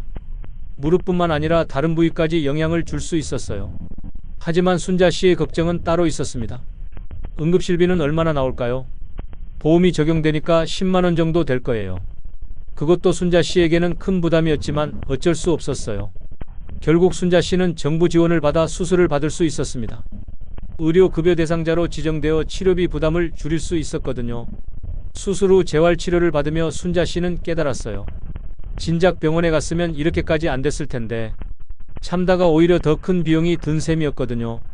이처럼 많은 노인들이 치료비 때문에 병을 방치하다가 더 큰 문제가 되는 경우가 많습니다. 조기에 치료하면 간단히 해결될 수 있는 질병도 참다가 수술까지 해야 하는 상황이 되는 거죠. 건강은 돈으로 살 수 없다고 하지만 역설적으로 돈이 없으면 건강을 지키기 어려운 것이 현실입니다. 특히 노인들에게는 작은 병이라도 경제적 부담 때문에 큰 질병이 될 수 있어요. 하지만 순자 씨처럼 정부 지원 제도를 활용하면 도움을 받을 수 있습니다. 의료급여, 긴급의료비 지원, 지역별 의료비 지원 사업 등 다양한 제도가 있으니 주저하지 말고 도움을 요청하는 것이 중요해요. 사람에게는 누구나 마지막 순간이 찾아옵니다. 그때가 언제인지 알 수는 없지만 나이가 들수록 그 순간에 대해 생각하게 되죠. 하지만 경제적으로 어려운 노인들은 죽음마저도 준비할 수 없는 현실에 직면합니다. 경상북도 안동에 사는 이종석 할아버지는 올해 82살입니다. 최근 건강이 급격히 나빠지면서 자연스럽게 죽음에 대해 생각하게 됐어요. 내가 죽으면 누가 장례를 치러줄까? 종석 씨에게는 자식이 없습니다. 젊은 시절 결혼을 했지만 아이를 갖지 못했고 아내는 10여 년 전에 먼저 세상을 떠났거든요. 혈육이라고는 멀리 사는 조카 하나뿐이지만 1년에 안부 전화 한두 번 받는 것이 전부예요. 조카도 자신의 생활에 바빠서 종석 씨까지 챙기기는 어려운 상황이고요. 몇 달 전부터 종석 씨는 장례에 대해 알아보기 시작했습니다. 인터넷으로 검색해보니 요즘 장례 비용이 만만치 않았어요. 가장 간단한 장례라도 200만 원은 넘었고 조금이라도 체면을 차리려면 500만 원은 필요했습니다. 종석 씨의 전 재산인 통장 잔고는 겨우 50만 원이었어요. 이 돈으로는 관도 제대로 못 사겠구나. 종석 씨는 한숨을 내쉬었습니다. 며칠 후 종석 씨는 동사무소를 찾았습니다. 무연고 사망자 처리 절차에 대해 알아보려고요. 할아버지, 왜 그런 걸 알아보세요? 공무원이 놀라며 물었지만 종석 씨는 담담했어요. 미리 준비해 두려고요. 남에게 피해 주기 싫어서요. 공무원은 안타까워했지만 절차를 설명해 줬습니다. 연고자가 없거나 경제적으로 어려운 경우 지자체에서 화장을 해준다는 내용이었어요. 집으로 돌아온 종석 씨는 간단한 유서를 써두었습니다. 재산이라고 할 만한 건 없었지만 그래도 정리해둬야 한다는 생각이 들었거든요. 내가 죽으면 이 집 보증금으로 장례를 치르고 남는 돈이 있으면 조카에게 주세요. 짧은 유서였지만 종석 씨에게는 최선이었어요. 그 후로 종석 씨는 더욱 조심스럽게 살았습니다. 갑자기 쓰러져서 누군가에게 부담을 주면 안 된다는 생각 때문이었어요. 외출할 때는 항상 신분증을 챙겼고 집에는 응급 상황 시 연락할 번호를 붙여두었습니다. 조카의 전화번호와 동사무소 번호까지 적어두었어요. 어느 날 종석 씨는 동네에서 만난 할아버지와 이런 대화를 나눴습니다. 요즘 젊은 사람들은 다 바빠서 우리 같은 늙은이들 신경 쓸 겨를이 없어요. 그러게 말입니다. 우리끼리라도 서로 안부 좀 물어봐야겠어요. 그때부터 종석 씨는 동네 어르신들과 더 가까워졌어요. 서로의 안부를 확인하고 며칠 보이지 않으면 찾아보기로 했거든요. 혼자 죽는 건 어쩔 수 없지만 그래도 누군가는 알아주면 좋겠어요. 종석 씨의 소박한 바람이었어요. 최근에는 미리 장례식장에 문의해보기도 했습니다. 혹시 가장 저렴한 장례 패키지가 얼마인가요? 기본형이 150만 원입니다만 그것도 제게는 부담스럽네요. 더 저렴한 방법은 없을까요? 장례 지도사도 난감했지만 화장만 하는 경우를 알려줬어요. 그래도 50만 원은 필요했지만요. 종석 씨는 그나마 다행이라고 생각했습니다. 자신의 전 재산과 비슷한 금액이었거든요. 하지만 가장 걱정되는 건 따로 있었어요. 마지막 순간에 아무도 곁에 있어주지 않을 것이라는 두려움이었거든요. 죽을 때 혼자인 건 괜찮아. 하지만 아무도 모르게 죽는 건 너무 서러워. 종석 씨는 밤마다 이런 생각을 하며 잠들었어요. 어느 날 종석 씨는 우연히 독거노인 돌봄 서비스에 대해 알게 됐습니다. 정기적으로 안부를 확인해주는 서비스였어요. 이거라도 신청해두면 좀 나을까? 종석 씨는 동사무소에 가서 신청했습니다. 비록 가족은 아니지만 누군가 자신을 신경 써준다는 것만으로도 위로가 되었거든요. 지금도 종석 씨는 하루하루를 조심스럽게 살아가고 있어요. 언제 올지 모르는 마지막 순간을 준비하면서도 그래도 의미 있게 살려고 노력하고 있거든요. 돈이 없어서 제대로 된 장례는 못 치르겠지만 그래도 누군가는 내가 살았다는 걸 기억해 줄 거야. 종석 씨의 작은 희망이었어요.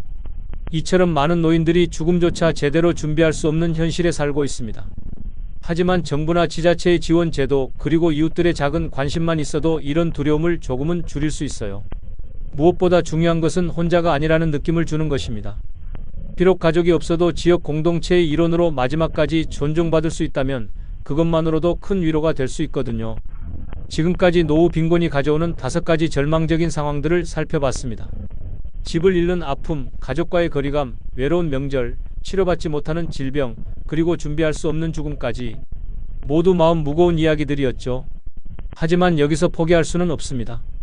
아직 늦지 않았거든요. 앞서 만났던 분들의 그 후 이야기를 잠시 들려드릴게요. 순덕 할머니는 작은 원룸에서 새로운 삶을 시작했습니다. 처음엔 모든 게 낯설고 힘들었지만 점차 적응해 나갔어요. 동네 경로당에서 새로운 친구들을 만났고 작은 일거리도 찾았습니다. 무엇보다 더 이상 관리비 걱정을 하지 않아도 된다는 것이 마음의 평화를 가져다 줬어요. 생각해보니 큰 집이 꼭 필요한 건 아니더라고요. 작아도 내가 감당할 수 있는 집이 진짜 내 집이에요. 철수 할아버지도 고시원 생활에 적응하면서 나름의 자유를 찾았습니다. 자식들 눈치를 보며 살 필요가 없어지니 오히려 마음이 편해졌어요. 가끔 자식들과 만날 때도 서로 부담스럽지 않은 관계가 되었습니다. 영수 할아버지는 혼자 보내는 명절이 익숙해지면서 그 시간을 자신을 위해 사용하기 시작했어요. 좋아하는 책을 읽거나 오래된 음악을 들으며 추억을 정리하는 시간으로 만들었습니다. 순자 할머니는 수술 후 건강을 되찾았고 이제는 정기적으로 병원 검진을 받고 있어요. 의료비 지원 제도를 알게 된 후로는 아프면 바로 병원에 가는 습관을 만들었습니다. 종석 할아버지는 독거노인 돌봄 서비스를 받으면서 정기적으로 안부를 확인받고 있어요. 비록 가족은 아니지만 자신을 걱정해주는 사람이 있다는 것만으로도 큰 힘이 되고 있습니다. 이분들의 공통점은 무엇일까요? 바로 현실을 받아들이고 그 안에서 최선을 찾으려 노력했다는 것입니다. 그렇다면 지금부터라도 준비할 수 있는 현실적인 방법들을 알아보겠습니다. 첫째, 작더라도 꾸준한 저축 습관을 만드세요. 한 달에 5만 원이든 3만 원이든 상관없습니다. 중요한 건 꾸준함이에요. 통장에서 자동이체로 빠져나가게 해두면 모르는 사이에 목돈이 만들어집니다. 1년에 60만 원, 10년이면 600만 원입니다. 이 정도만 있어도 급한 상황에서 버틸 수 있는 힘이 됩니다. 둘째, 정부 지원 제도를 적극 활용하세요.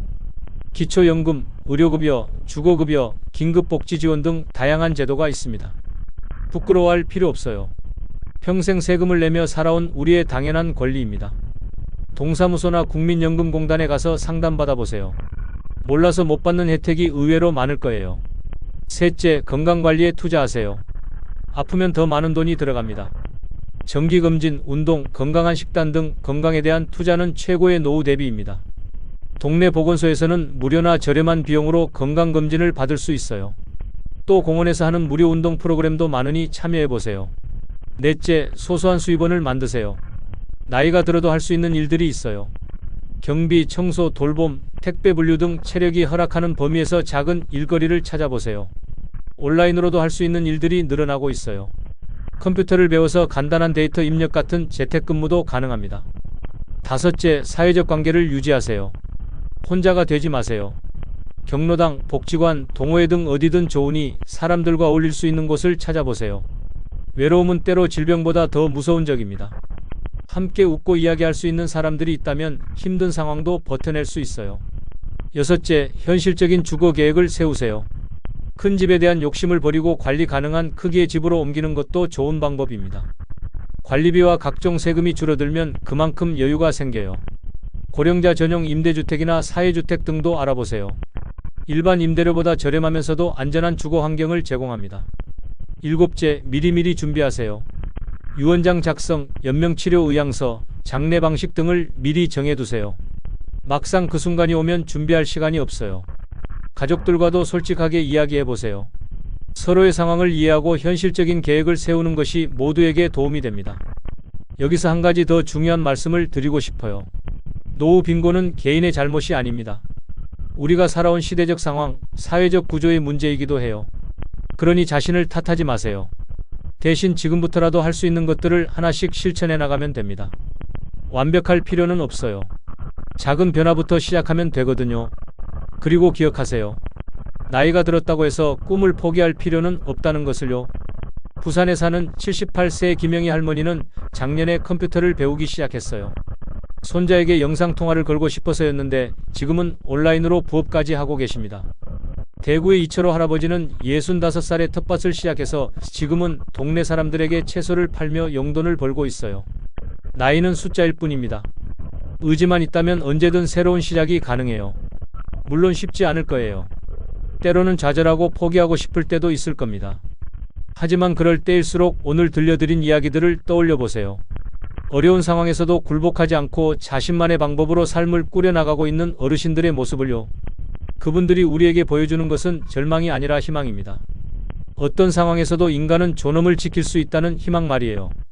돈이 없어도 품위를 잃지 않고 외로워도 절망하지 않고 아파도 포기하지 않는 삶. 그것이 바로 진정한 노년의 지혜가 아닐까요? 마지막으로 시청자 여러분께 부탁드리고 싶은 말씀이 있어요. 주변에 혼자 사시는 어르신들이 계시다면 가끔이라도 안부를 물어보세요. 작은 관심 하나가 누군가에게는 큰 힘이 될 수 있어요. 그리고 여러분 자신의 노후도 지금부터 차근차근 준비해보세요. 오늘 이야기가 남의 일로만 느껴지지 않으셨다면 그것이 바로 준비를 시작할 때라는 신호입니다. 댓글로 여러분의 노후 준비 계획이나 주변 어르신들과의 따뜻한 경험담을 공유해주세요. 서로의 이야기를 통해 더 많은 지혜와 용기를 얻을 수 있을 거예요. 늦었다고 생각할 때가 진짜 시작입니다. 지금부터라도 당당하고 존엄한 노후를 위한 첫걸음을 내딛어 보세요. 여러분의 황혼이 절망이 아닌 희망의 시간이 되기를 진심으로 바랍니다. 긴 시간 함께 해주셔서 감사합니다. 구독과 좋아요, 알림 설정도 잊지 말아주세요. 다음에도 더 유익한 내용으로 찾아뵙겠습니다. 사람들이 보통 노후 준비라고 하면 가장 먼저 떠올리는 게 뭘까요? 연금이요. 그리고 집입니다. 실제로도 많은 분들이 이렇게 말하십니다. 나는 연금도 있고 살 집도 있으니 괜찮다고요. 물론 틀린 말은 아닙니다.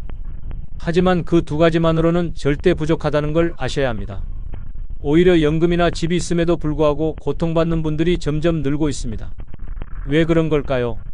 미처 생각하지 못한, 예기치 못한 현실들이 우리를 기다리고 있기 때문입니다. 오늘 영상에서는 60대 이상 분들이 실제로 겪게 되는 무서운 현실 6가지를 알려드립니다. 들으시면 아마 대부분 고개를 끄덕이실 거예요. 그리고 아직 겪지 않으신 분들이라면 미리 준비할 수 있게 도와드릴 겁니다. 어떤 건 건강에 관한 문제고 어떤 건 관계의 문제입니다. 또 어떤 건 돈보다 더 무서운 외로움에 관한 이야기입니다. 지금 바로 이 영상 끝까지 함께 해보시고 나에게 필요한 대비는 무엇인지 생각해 보셨으면 좋겠습니다. 그리고 이 내용이 도움이 되셨다면 구독과 좋아요 눌러주시고요. 혹시 주변에 부모님이나 형제분들 혹은 또래분들이 계시다면 공유도 부탁드립니다. 단 한 사람이라도 이 내용을 미리 알고 준비하신다면 그건 정말 큰 변화가 될 수 있습니다. 자, 그럼 이제 본격적으로 6가지 현실과 그 대처법을 하나씩 알아보겠습니다. 시작합니다. 나이가 들수록 주변 사람들과의 관계는 점점 줄어들게 됩니다. 젊었을 때는 학교 친구, 직장 동료, 동네 이웃과 자주 어울리게 되죠. 하지만 퇴직을 하고 나면 자연스럽게 그런 연결들이 끊어집니다. 자주 만나던 친구들도 각자 사정이 생기고 바쁘다는 이유로 연락이 뜸해집니다. 가족 역시 마찬가지입니다. 자식들도 나이가 들고 자기 삶을 살다 보면 부모를 챙기기가 어려워집니다. 실제로 70대 이상 부모님과 연락을 자주 하는 자녀는 전체 중 절반도 되지 않는다고 합니다. 명절이나 특별한 날 외에는 연락을 거의 안 하는 경우가 많죠. 그럴 때 느끼는 감정은 생각보다 깊고 오래갑니다. 내가 필요할 때만 찾는 존재가 된 건 아닌가 하는 생각이 들기도 합니다. 시간이 흐르면서 마음을 닫게 되고 결국은 스스로 사람을 멀리하게 됩니다. 관계는 노력하지 않으면 금세 끊어집니다. 한번 멀어진 관계는 다시 회복하기가 생각보다 어렵습니다. 그래서 더 늦기 전에 작은 연락 하나라도 먼저 건네는 게 중요합니다. 나이 들수록 외로움은 단순한 감정 문제가 아니라 건강 문제로 이어집니다.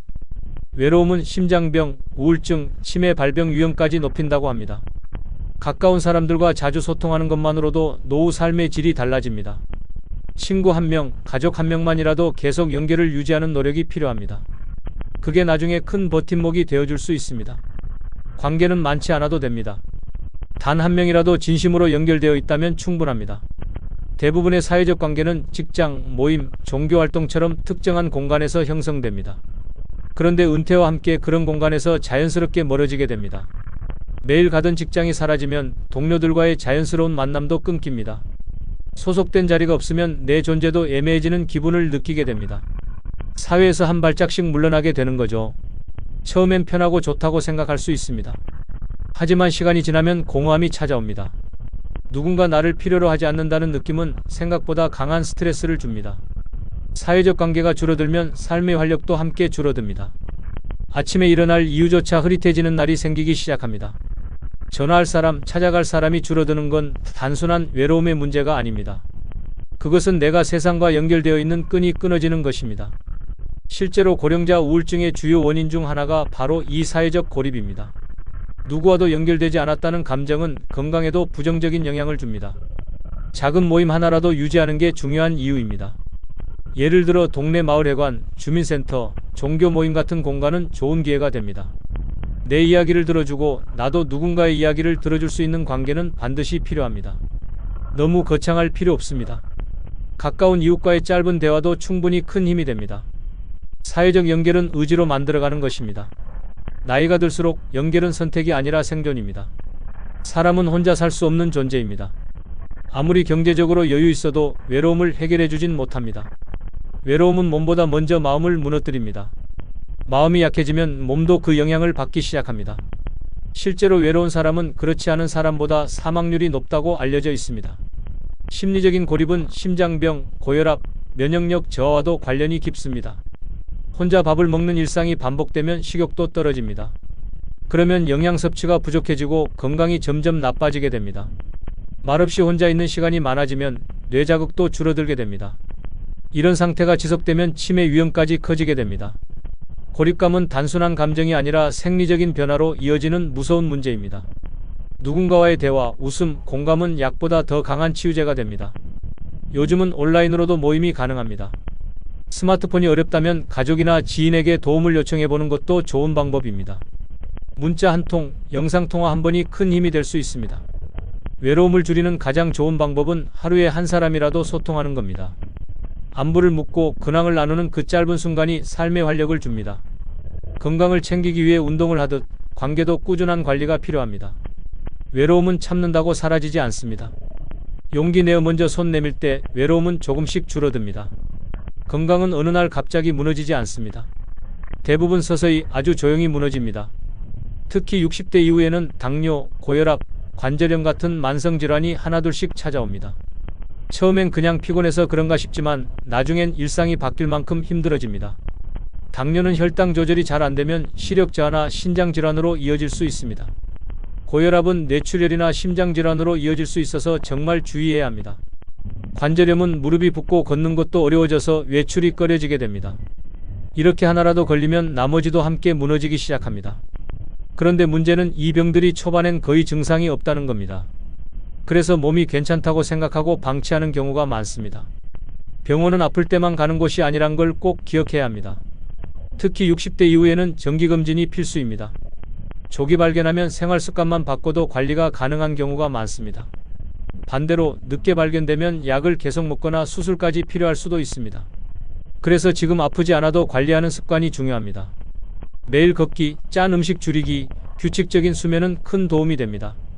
만성질환은 겉으로는 멀쩡해 보여도 속에서는 계속 진행됩니다. 나중에 후회하지 않으려면 지금부터라도 건강관리를 시작해야 합니다. 조금 귀찮고 번거롭더라도 내 몸을 위한 투자라고 생각해 보세요. 건강은 잃고 나서 후회해도 되돌릴 수 없습니다. 연금을 받는다고 해도 매달 병원비와 약값을 감당하기는 쉽지 않습니다. 특히 만성질환을 가지고 있으면 매달 병원에 몇 번씩 가야 하는 경우가 많습니다. 병원에 가는 횟수가 늘어나면 교통비까지 부담이 됩니다. 약도 한두 가지가 아니라 여러 가지를 장기적으로 복용하게 됩니다. 한 달에 몇만 원씩 들어가는 약값이 쌓이면 생각보다 큽니다. 건강보험이 있더라도 본인 부담금이 꽤 되는 경우가 많습니다. 연금으로는 생계비도 빠듯한데 병원비까지 나가면 생활이 더 힘들어집니다. 갑자기 큰 병이라도 생기면 의료비가 수백만 원이 넘을 수도 있습니다. 특히 중증 질환에 걸리면 장기 입원이 필요해 더 큰 부담이 됩니다. 이런 상황을 대비해 실손보험이나 건강보험을 다시 한번 점검해 보는 것이 좋습니다. 하지만 보험도 나이가 많으면 가입이 어렵거나 보험료가 너무 높아집니다. 그래서 50대부터 준비해 두는 게 가장 좋습니다. 이미 60대에 접어들었다면 지금이라도 가능한 부분부터 챙겨야 합니다. 병원비를 줄이기 위해선 예방이 가장 확실한 방법입니다. 식단 관리나 운동만 잘해도 병원 갈 일이 줄어듭니다. 약을 꾸준히 잘 챙겨 먹는 것도 재입원이나 악화를 막는 데 중요합니다. 병원비를 아끼려다 오히려 병을 키우는 일은 없어야 합니다. 장기적으로 보면 예방과 관리가 가장 경제적인 선택입니다. 건강이 무너지면 돈도 계획도 아무 소용이 없습니다. 연금보다 중요한 건 아프지 않고 살아갈 수 있는 건강입니다. 노후에 하고 싶은 일이 많을 수도 있습니다. 여행도 다니고 취미생활도 하고 친구들과 만나기도 하겠지요. 그런데 건강이 무너지면 그런 계획은 한순간에 멈추게 됩니다. 몸이 아프면 외출하는 것조차 부담스럽습니다. 하루의 대부분을 침대나 병원에서 보내야 할 수도 있습니다. 계획은 있지만 실천할 수 없는 상황이 되는 거죠. 사람을 만나는 것도 줄어들고 점점 고립되는 삶이 됩니다. 건강이 무너지면 자신감도 같이 떨어집니다. 내가 예전처럼 움직일 수 없다는 사실이 자존감을 무너뜨립니다. 몸이 아프면 마음도 약해지기 때문에 우울증까지 동반되는 경우가 많습니다. 특히 혼자 사는 분들은 이런 상황이 더 심각해질 수 있습니다. 처음엔 작은 통증이었지만 관리하지 않으면 커다란 병으로 커질 수 있습니다. 그래서 지금 몸이 괜찮더라도 준비는 반드시 필요합니다. 매일 규칙적인 생활을 하고 운동을 조금씩이라도 해보는 게 좋습니다. 무리하지 않고 실천할 수 있는 건강 루틴을 만드는 것이 중요합니다. 건강이 있어야 사람도 만나고 취미도 즐기고 삶의 기쁨도 느낄 수 있습니다. 병원에만 매달리는 삶이 되지 않으려면 지금부터 행동해야 합니다. 작은 실천이 미래에 큰 차이를 만듭니다. 건강은 시간을 들이고 노력할수록 더 오래 지킬 수 있습니다. 계획한 인생을 살고 싶다면 그 출발점은 바로 건강입니다. 대부분의 사람들은 노후에 큰돈 나갈 일이 없을 거라고 생각합니다. 하지만 현실은 전혀 다릅니다. 병원비부터 시작해서 부모님 장례, 자녀 지원 등 예상 못한 지출이 계속 생깁니다. 갑자기 보일러가 고장 나거나 냉장고를 교체해야 할 수도 있습니다. 이런 지출은 미리 준비하지 않으면 큰 부담이 됩니다. 연금만으로는 이런 상황을 감당하기 어렵습니다. 특히 노후에는 소득이 정해져 있으니 예상치 못한 지출이 더 치명적입니다. 긴급 상황이 한 번이라도 발생하면 몇 달 동안 허덕이게 됩니다. 이런 경험이 반복되면 심리적인 불안도 커지게 됩니다. 그래서 연금 외에 비상금 통장은 꼭 마련해 두는 것이 좋습니다. 하루 만에 쓸 수 있는 현금이 있다는 건 큰 안정감을 줍니다. 불확실한 노후에는 계획보다 유연성이 더 중요할 수 있습니다. 계획대로 되지 않는 상황에 대처할 수 있는 여유가 필요합니다. 큰 돈이 아니더라도 매달 조금씩 모아놓는 습관이 중요합니다. 갑작스러운 수술비, 차량 수리비, 조카 결혼식 같은 일은 누구에게나 일어납니다. 이런 일이 생겼을 때 당황하지 않으려면 준비가 필요합니다. 연금은 고정적인 생활비일 뿐 모든 상황을 해결해 주진 못합니다. 특히 예상하지 못한 지출은 연금보다 더 자주 더 크게 다가옵니다. 경제적인 여유는 금액이 아니라 준비에서 나옵니다. 준비된 사람은 흔들리지 않습니다. 많은 분들이 집 한 채만 있으면 노후는 걱정 없다고 생각합니다. 실제로도 집을 소유하고 있다는 것 자체가 큰 자산이긴 합니다. 하지만 문제는 그 집이 당장 생활에 필요한 현금으로 바뀌지 않는다는 겁니다. 집값이 아무리 올라가도 생활비가 부족하면 매달이 고통스럽습니다. 특히 월세 수입이 없는 집이라면 더 그렇습니다. 집 한 채를 유지하는데도 비용이 듭니다. 관리비, 수도세, 전기세, 가스비 등 매달 나가는 돈이 적지 않습니다. 여름과 겨울에는 냉난방비도 크게 늘어납니다. 노후엔 수입은 줄어드는데 지출은 계속 유지되거나 더 늘어납니다. 그래서 집만 있고 현금이 없는 상태는 현금 흐름 파산 상태가 될 수 있습니다. 매달 쓸 수 있는 돈이 없으면 기본적인 생활이 어려워집니다. 반찬을 살 때도 가격을 계속 고민해야 하고 병원에 가는 것도 망설이게 됩니다. 일부에선 집을 담보로 대출을 받기도 하지만 그것도 부담이 큽니다. 매달 이자를 갚아야 하고 만기 시점에 상환도 해야 하니까요. 주택연금을 생각할 수도 있지만 조건이나 금액이 기대에 못 미치는 경우도 많습니다. 노후엔 큰 자산보다 매달 사용할 수 있는 현금이 더 중요합니다. 집은 자산이지만 밥을 사주진 않습니다. 그래서 집을 활용한 현금 흐름 전략을 꼭 고민해야 합니다. 살아가는 데 필요한 건 결국 현금입니다. 지금 가진 집이 내 삶을 지탱해 줄 수 있는 구조인지 점검해 보는 게 필요합니다. 노후에 자식이 부모를 돌보는 건 당연한 일이라고 생각할 수 있습니다. 하지만 지금 세대는 예전과 다릅니다. 자식들도 자기 삶을 살기 바쁘고 경제적으로도 여유롭지 않은 경우가 많습니다. 처음엔 도와주지만 시간이 지나면 부담을 느끼기 시작합니다. 부모 입장에선 미안한 마음이 커지고 자식 입장에선 스트레스가 쌓입니다. 그러다 보면 서로 간의 말이 예민해지고 감정이 상하는 일이 생깁니다. 자식에게 의지하면 의존이 되고 의존은 결국 갈등으로 이어질 수 있습니다. 가장 흔한 갈등은 돈 문제입니다. 부모가 기대는 순간 자식은 책임감을 넘어서 부담감을 느끼게 됩니다. 경제적인 이유로 부모를 모시지 못하는 경우도 많습니다. 이런 상황에서 기대가 커지면 실망도 커집니다. 부모도 자식도 서로에게 감정이 상하게 됩니다. 자식은 부모를 도와드리고 싶지만 여유가 없어서 죄책감을 느낍니다. 부모는 자식이 냉정하다고 느끼고 섭섭함을 갖게 됩니다. 그래서 서로의 관계가 서서히 멀어지게 됩니다. 자식에게 기대는 것보다 나의 삶을 스스로 지킬 수 있는 구조가 필요합니다. 자식과는 도움을 주고받는 관계가 아니라 응원해주는 관계가 되어야 합니다. 내가 독립적으로 살아가는 모습을 보여주는 것이 자식에게도 안심을 줍니다. 기대보다 이해와 존중이 더 오래가는 관계를 만들어줍니다. 자식은 노후의 보험이 아니라 함께 성장해온 또 다른 인생의 동반자입니다. 오랫동안 일해온 사람일수록 은퇴 후 무기력을 크게 느끼게 됩니다. 아침에 출근하지 않아도 되고 누구의 지시도 받지 않아도 되지만 그게 오히려 공허함을 줍니다. 처음에는 자유가 주는 해방감에 기분이 좋을 수도 있습니다. 하지만 며칠만 지나면 이제 나는 뭘 해야 하지? 라는 생각이 떠오릅니다. 하루 종일 해야 할 일이 없다는 건 생각보다 무거운 감정입니다. 은퇴는 단순히 일이 끝난 게 아니라 내 역할이 사라진 순간이기도 합니다. 집에서 시간을 보내더라도 보람을 느끼기 어렵고 그냥 흘러가는 시간처럼 느껴집니다. 무기력은 점점 피로감, 의욕 저하, 우울감으로 이어질 수 있습니다. 사람과의 대화가 줄어들면 이런 감정은 더 깊어집니다. 무기력한 삶이 반복되면 나중엔 자신을 돌보는 의지도 줄어듭니다. 그래서 은퇴 후에는 반드시 나만의 일과를 다시 짜야 합니다. 아주 사소한 일이라도 매일 할 수 있는 루틴이 필요합니다. 예를 들어 아침마다 산책을 하거나 신문을 소리내어 읽는 것도 좋습니다. 취미 활동을 정기적으로 하거나 동네 봉사활동에 참여하는 것도 좋은 방법입니다. 중요한 건 내가 아직 세상과 연결되어 있다는 느낌입니다. 할 일이 있다는 것만으로도 삶의 에너지가 생깁니다. 은퇴는 끝이 아니라 또 다른 시작이 될 수 있어야 합니다. 시간을 보내는 게 아니라 삶을 살아가는 방식으로 바꾸는 것이 필요합니다. 무기력을 방치하면 마음과 몸 모두 병들게 됩니다. 지금부터라도 하루의 목적을 만들어 보는 것이 중요합니다. 직장에서의 역할은 단순한 업무 그 이상입니다. 사람들은 내가 맡은 일을 통해 사회와 연결되어 있다고 느낍니다. 하지만 은퇴와 동시에 그 역할이 사라지면 정체성에도 혼란이 옵니다. 나는 누구인가라는 질문이 처음으로 크게 다가옵니다. 직함도 소속도 없어진 삶은 처음엔 익숙하지 않습니다. 주변에서 불러주는 명칭도 달라지고 존중받는 느낌이 줄어듭니다.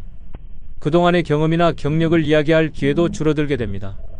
이런 변화는 자존감에 큰 영향을 미칩니다. 예전에는 필요한 사람, 중요한 사람이었는데 지금은 아닌 것 같은 느낌이 듭니다. 그러다 보면 자신을 작게 느끼고 세상과 멀어진다고 느끼게 됩니다. 정체성을 잃은 사람은 목표도 동기도 함께 잃게 됩니다. 그래서 퇴직 후에는 새로운 역할을 만들어야 합니다. 꼭 돈을 버는 일이 아니어도 괜찮습니다. 손주를 돌보는 할머니, 작은 텃밭을 가꾸는 농부도 중요한 역할입니다. 동네 모임에서 이야기 나누는 것, 친구에게 위로가 되어주는 것도 역할입니다. 어떤 형태로든 내가 누군가에게 필요한 사람이라는 걸 느끼는 게 중요합니다. 작은 역할 하나가 삶의 의미를 다시 찾아줍니다.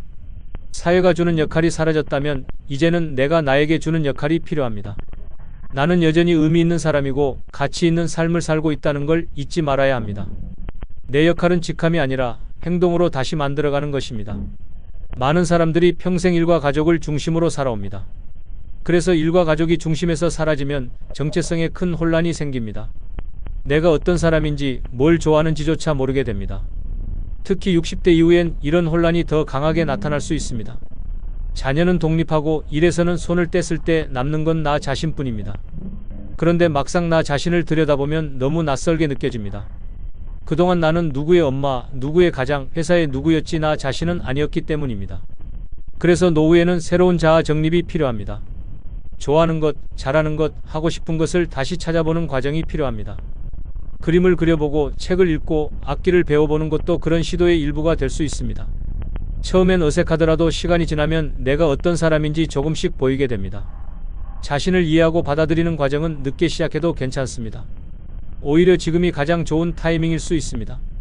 이제는 남이 만든 기준이 아니라 내가 원하는 삶을 살 수 있는 시기니까요. 자아에 대한 질문은 혼란스럽지만 동시에 성장의 기회이기도 합니다. 나는 어떤 삶을 살고 싶은지, 어떤 사람으로 남고 싶은지를 스스로에게 물어보세요. 답은 하루아침에 나오지 않지만 생각하는 과정이 이미 변화입니다. 삶의 후반전은 스스로를 다시 만나는 시간입니다. 나는 여전히 새롭게 시작할 수 있는 존재입니다.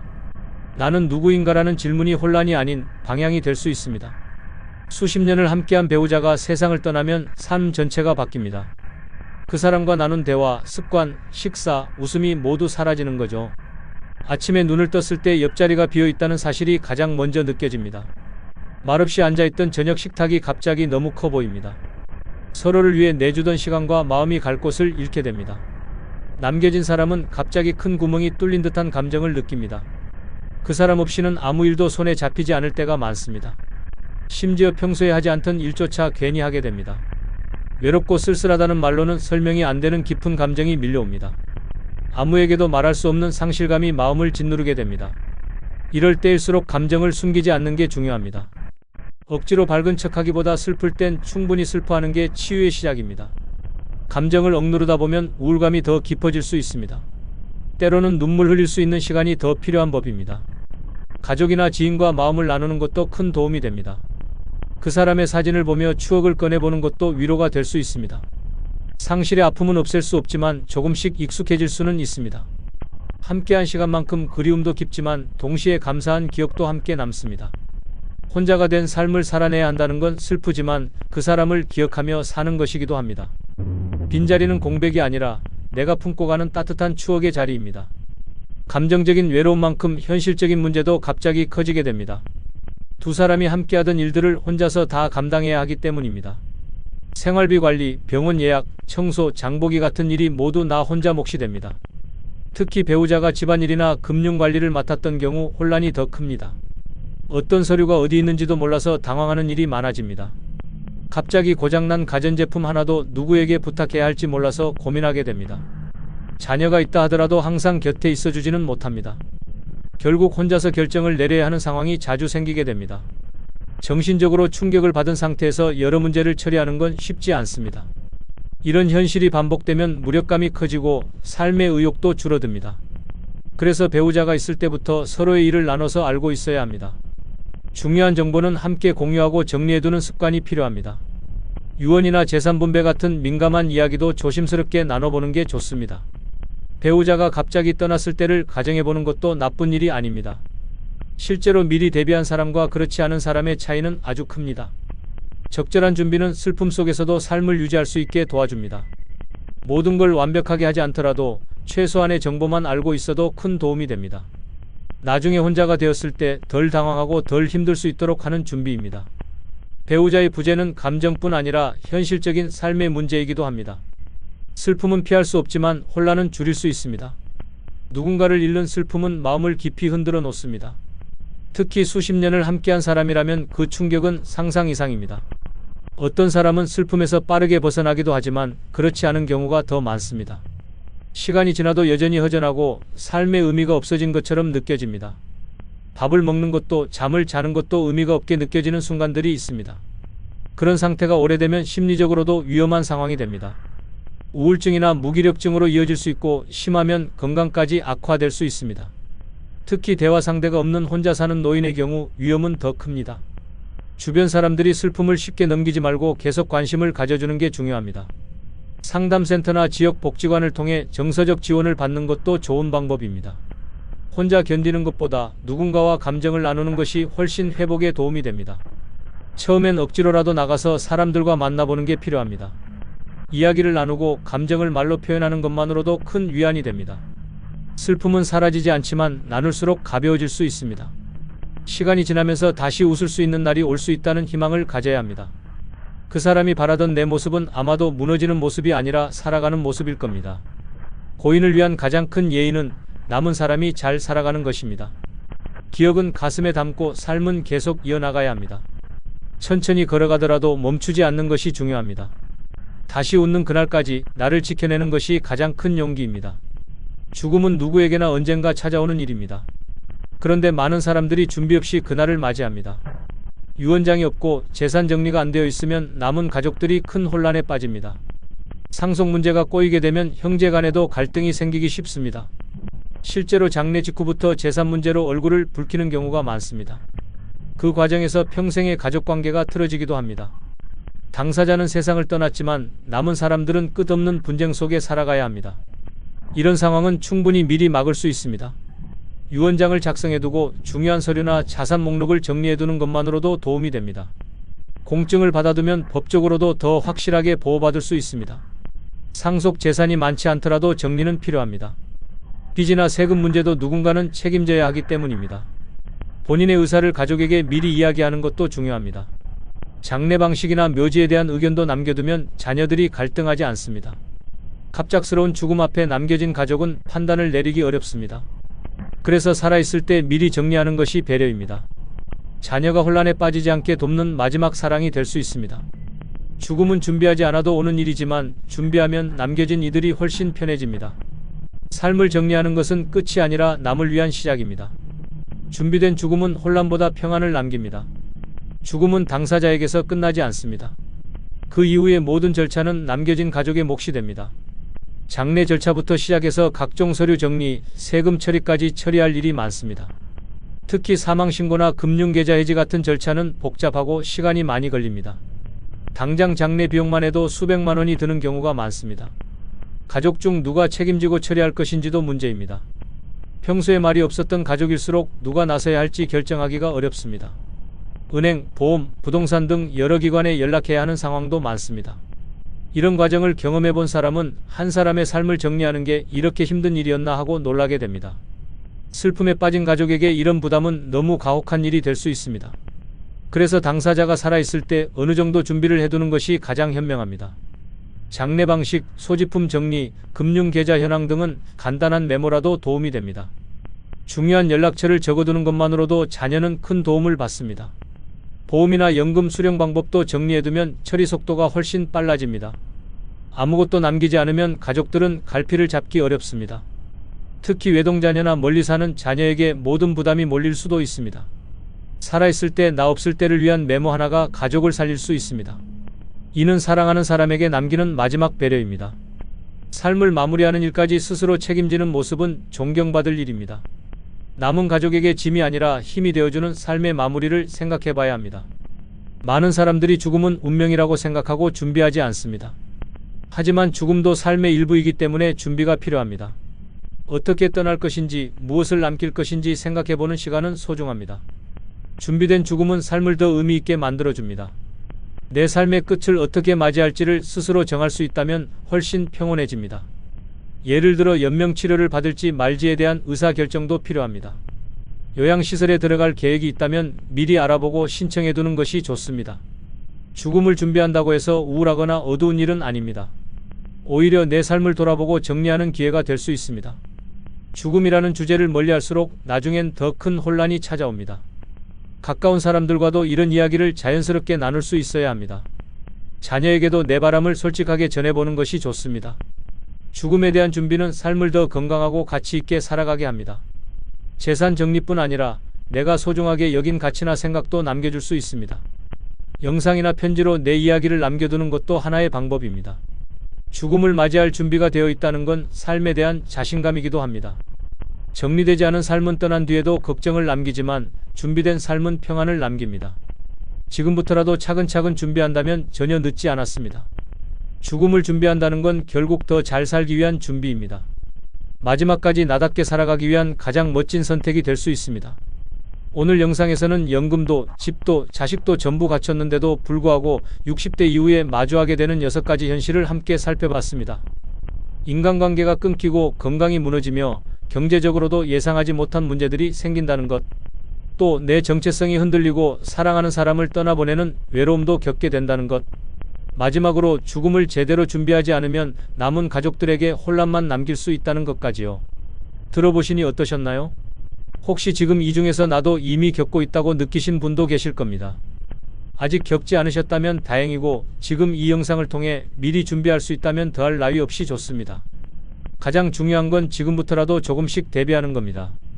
관계는 전화 한 통으로 다시 시작할 수 있고 건강은 오늘부터 산책 한 번으로 바뀔 수 있습니다.